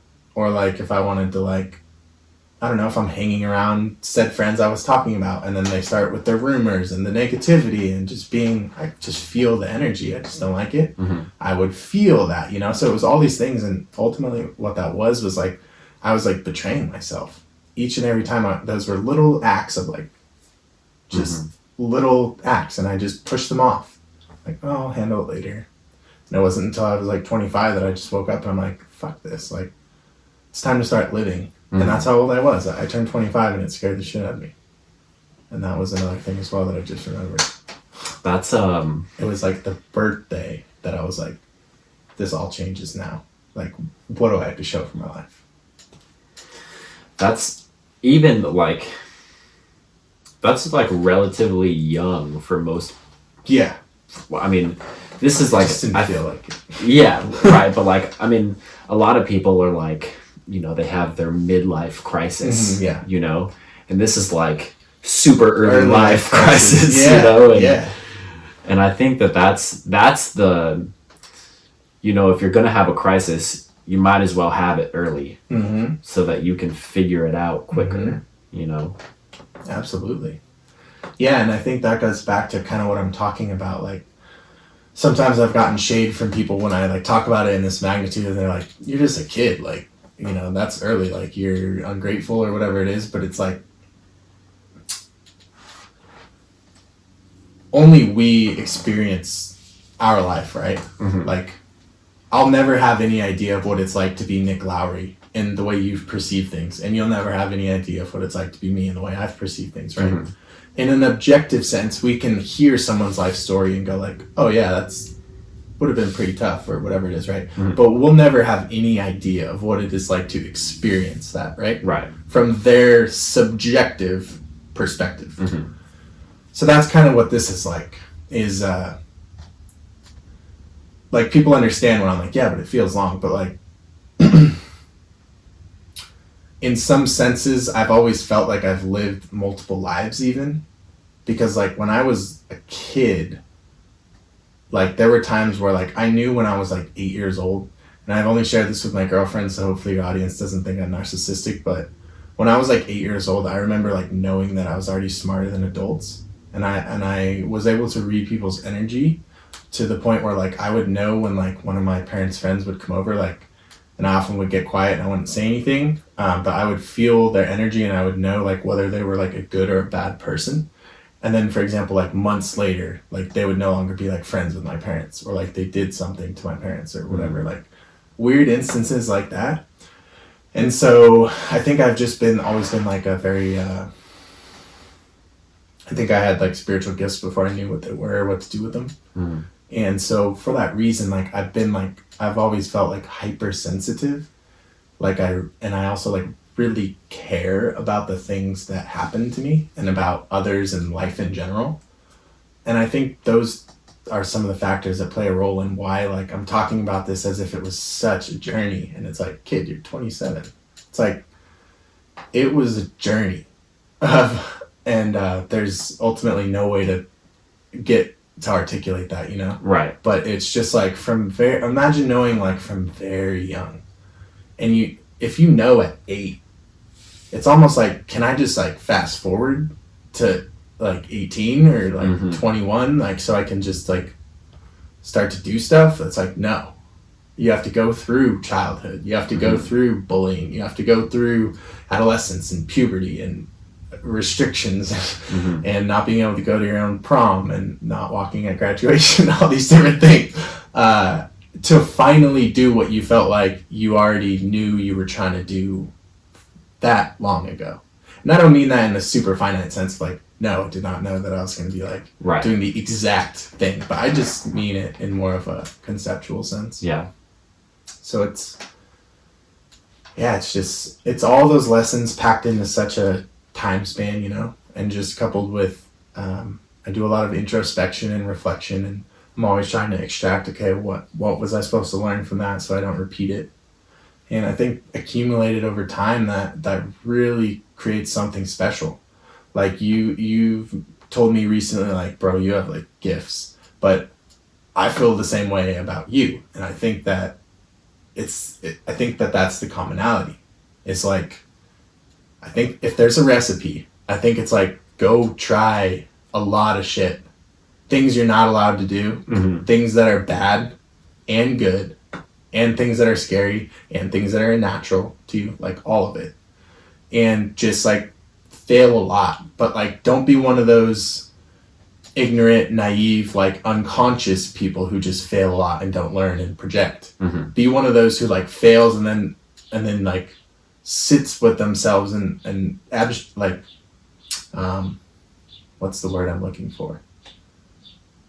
Gathers meaning from each of those experiences. And by the time you get to not that old of an age, you will have like a rule book, your own like Bible, if you will. It's like Jordan Peterson's 12 Rules for Life. Like that's what he's done. He's combined his experiences with all his decades of study of theory. But he couldn't have done that book from just his experiences, and he couldn't have done that book from just theory. It's both, and that's why he's truly gifted. He talks openly about how much he used to drink, and he hung out with the wrong crowd, and they did horrible things. Like, how do you think he knows human nature so well? The light is the shadow. You can't be like, there's a limit to your spirituality and your evolution if you only do good things. And that's my like beef, if you will, with like religion. Like, if you never cuss, never have sex before marriage, never drink alcohol, never try a drug, never break a rule, like, you're not living. That's denial of half of the human experience. And that's how like my parents wanted me to grow up. And it's like, I wonder maybe like when they're a bit older, like nearing their deathbed age. Hopefully that doesn't sound too dark, but I'm not playing on it, but I'm just saying when they're older and I'm older, I wonder if they'll ever like reflect on that and be like, I'm glad you didn't grow up the way I would have tried, like I tried to mold you into. Right. Because like my dad is just like a carbon copy of him. Mm-hmm. Like my grandpa didn't dissolve the lessons. He just passed them to his son. Mm-hmm. And he didn't either. He just put them on me. So I was the one who had to, no, it stops here. And same with my mom. She's just a carbon copy of her mom. The trauma just got shifted. Yeah. It's the victim thing. It's the, I didn't ask for this. I didn't ask for my mom to beat me, so you take it. It's like, where's the personal responsibility, you know? So that's interesting too, because, you know, for most of my younger 20s, it was like a lot of subconscious doubt, like at family gatherings. Like, when's he going to get a real job? Like, when's he going to be successful doing this? Like, when's he going to give up with that whole social media thing? Some of that. I don't know if you've gotten any of that yet, but it's there. I haven't explicitly gotten it yet, but like... It's more of an underlying. It's more of like, why are you constantly asking me every time I see you? Like, you know, the same question you asked me last time. Mm-hmm. You know, just waiting for like, oh yeah, I gave up. Like, that was kind of the energy that I sensed. Right. Just a lot of that stuff. And it's like, it's interesting because people will always project, especially in our own families, they'll always project their expectations onto us. And it's interesting because the people that do that the most are the ones who don't live up to their own expectations. So they want to box us into those. Like, they want to cage us in their prison. And that's a choice. And that was hard for me to break out of because it runs deep, like guilt and shame. Those are popular in my family. Mm-hmm. Yeah. And it's because those are popular control mechanisms, right? Mm-hmm. If you can guilt and shame someone, you can somewhat control their behavior, right, if they ascribe to it. And so breaking out of that was kind of tough too, of like, I'm not a bad person because I used to do drugs. I'm not a bad person because I dealed weed. Like, my parents would never give me money. I was like adapting to my surroundings. Like, I couldn't afford like the things my friends could afford. So I would have been like bullied more or not fit in more. So like I adapted, right? Or like things about the drugs or the drinking or having sex before marriage, like all of these expectations. It's just like, it was a lot for me to work through that stuff of like not continuing to carry that and also forgiving them and not resenting them because that's the way they see the world. So it's nothing personal. They're just projecting their belief systems onto me. But going back to what I said, I just think it would be such a powerful conversation. Like, I don't know if you ever thought about that, like the deathbed conversation with your parents. I haven't. No. Like, I just feel like that is the moment where like they, at least if things go well, they tell you like what they've always wanted to tell you, but maybe never been able to. Mm-hmm. And I feel like I could see that happening, but for the most part, at least up until this day, you know, there's the ego's in the way. Yeah. You know, I'm not the star child they envisioned in the way they envisioned. Mm-hmm. You know, I'm me, and that's rebellious for them. That's rebellious to them. Mm-hmm. It's like a personal. Yeah. More so to one parent than the other, but yeah. And that's been the journey, man. Whew! Quite a journey. Quite a journey. What do you have any like without like going too deep into like what you do or like what you plan to do, like what does your future look like? Like a vague picture. Yeah. So for those of you that don't know, I do I have a few different offerings. All of my services are geared around basically helping people level up in various areas of their life. That's a very simple way to put it, right? Mm-hmm. Yeah. And personal evolution. So on more of the personal side, I have a service called Mind, Body, Soul Mastery, where I'm really helping someone master themselves internally and externally, because we can't talk about anything else until you've got yourself on lock, right? I think that's a given at this point.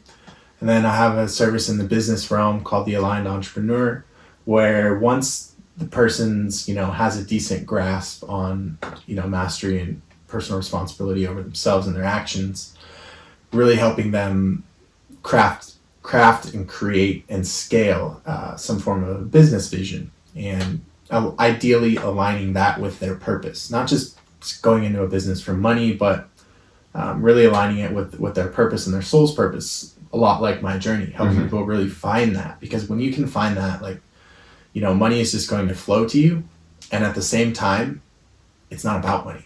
So it's a win-win. It's not the best win-win-win. Win-win-win. I got Tourette's real quick. So, and then my third service, which is the newly launched as of January 2020, very new. The Level Up Collective, which is a membership type service, membership community for all sorts of people, everything from entrepreneurs and coaches to 9-to-5 employees, moms. There's some younger people in there. It's really a nice mix of anyone looking to level up in their life and all things like mind, body, soul, and business. So I just wanted to lay that out to give you guys context as to what I do before I answer this question. In regards to the future, man, I feel like this is the best spot I've ever been in personally and professionally. I finally have I feel like each of those three services represents my soul purpose, like I was talking about. And none of them are being done for money, or just because they're convenient, or just because I've already set them up and I don't want to hurt people's feelings or whatever it was, right? A lot of that stuff I had to phase out of, the fitness stuff. So I'm really, really happy with where all three of those things are. So really the future for me, man, it looks like elevating my personal brand, because I feel like I use this analogy with you. If a business is a stool, the stool needs to have 3 or 4 legs to stand on. And I feel like I have my 3, and I feel like they're very strong. So really where to go from here would be, I've gotten the call a few times, and when I say that, I mean downloads, intuition, of starting my own podcast. That's very appealing to me. This was very enjoyable. I see the appeal. It's great for brand building, but it's also just therapy. For sure. Personal growth. We got deep on you guys. That was a little you were a fly on the wall for our therapy session. But, so that's definitely, that's been there. I'm just smart with how I move. I'm not going to do something and then pull out and be sorry guys. Right. If I'm doing it, I'm doing it. So I'm not positive on that, but it's definitely there. Also, speaking. So Mr. Cody Helm actually played a big role in this, in giving me both the feedback, but more so the confidence, to be honest, that I could really do that whole public speaking thing. I didn't realize this because I've looked at so many of my limiting beliefs, but I had defaulted into this belief of oh, that's for them. That's for some of these podcasters I look up to that just travel the world for free, get paid $10,000 to $50,000 to $100,000 to speak on stages. That's for them. That's not for me. I never stopped to realize that's just because I'm afraid. I'd love to do that. So that is newly on my radar. Adding that to what I'm already doing, because it accentuates it, right? If someone doesn't want to take my Mind, Body, Soul Mastery 16-week program, I can give a 2-hour presentation where they're just so much value is just added that they can really make shifts in their life, and that would be really meaningful and more scalable in a sense, right? Yeah. Because you can fill a room with more people. Right. So that's appealing, and that's very newly on my radar as well.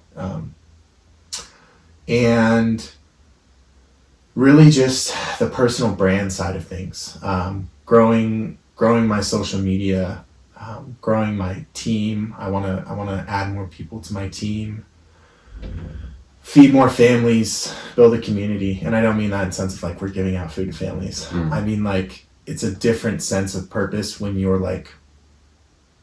helping provide for other people's families. Mm-hmm.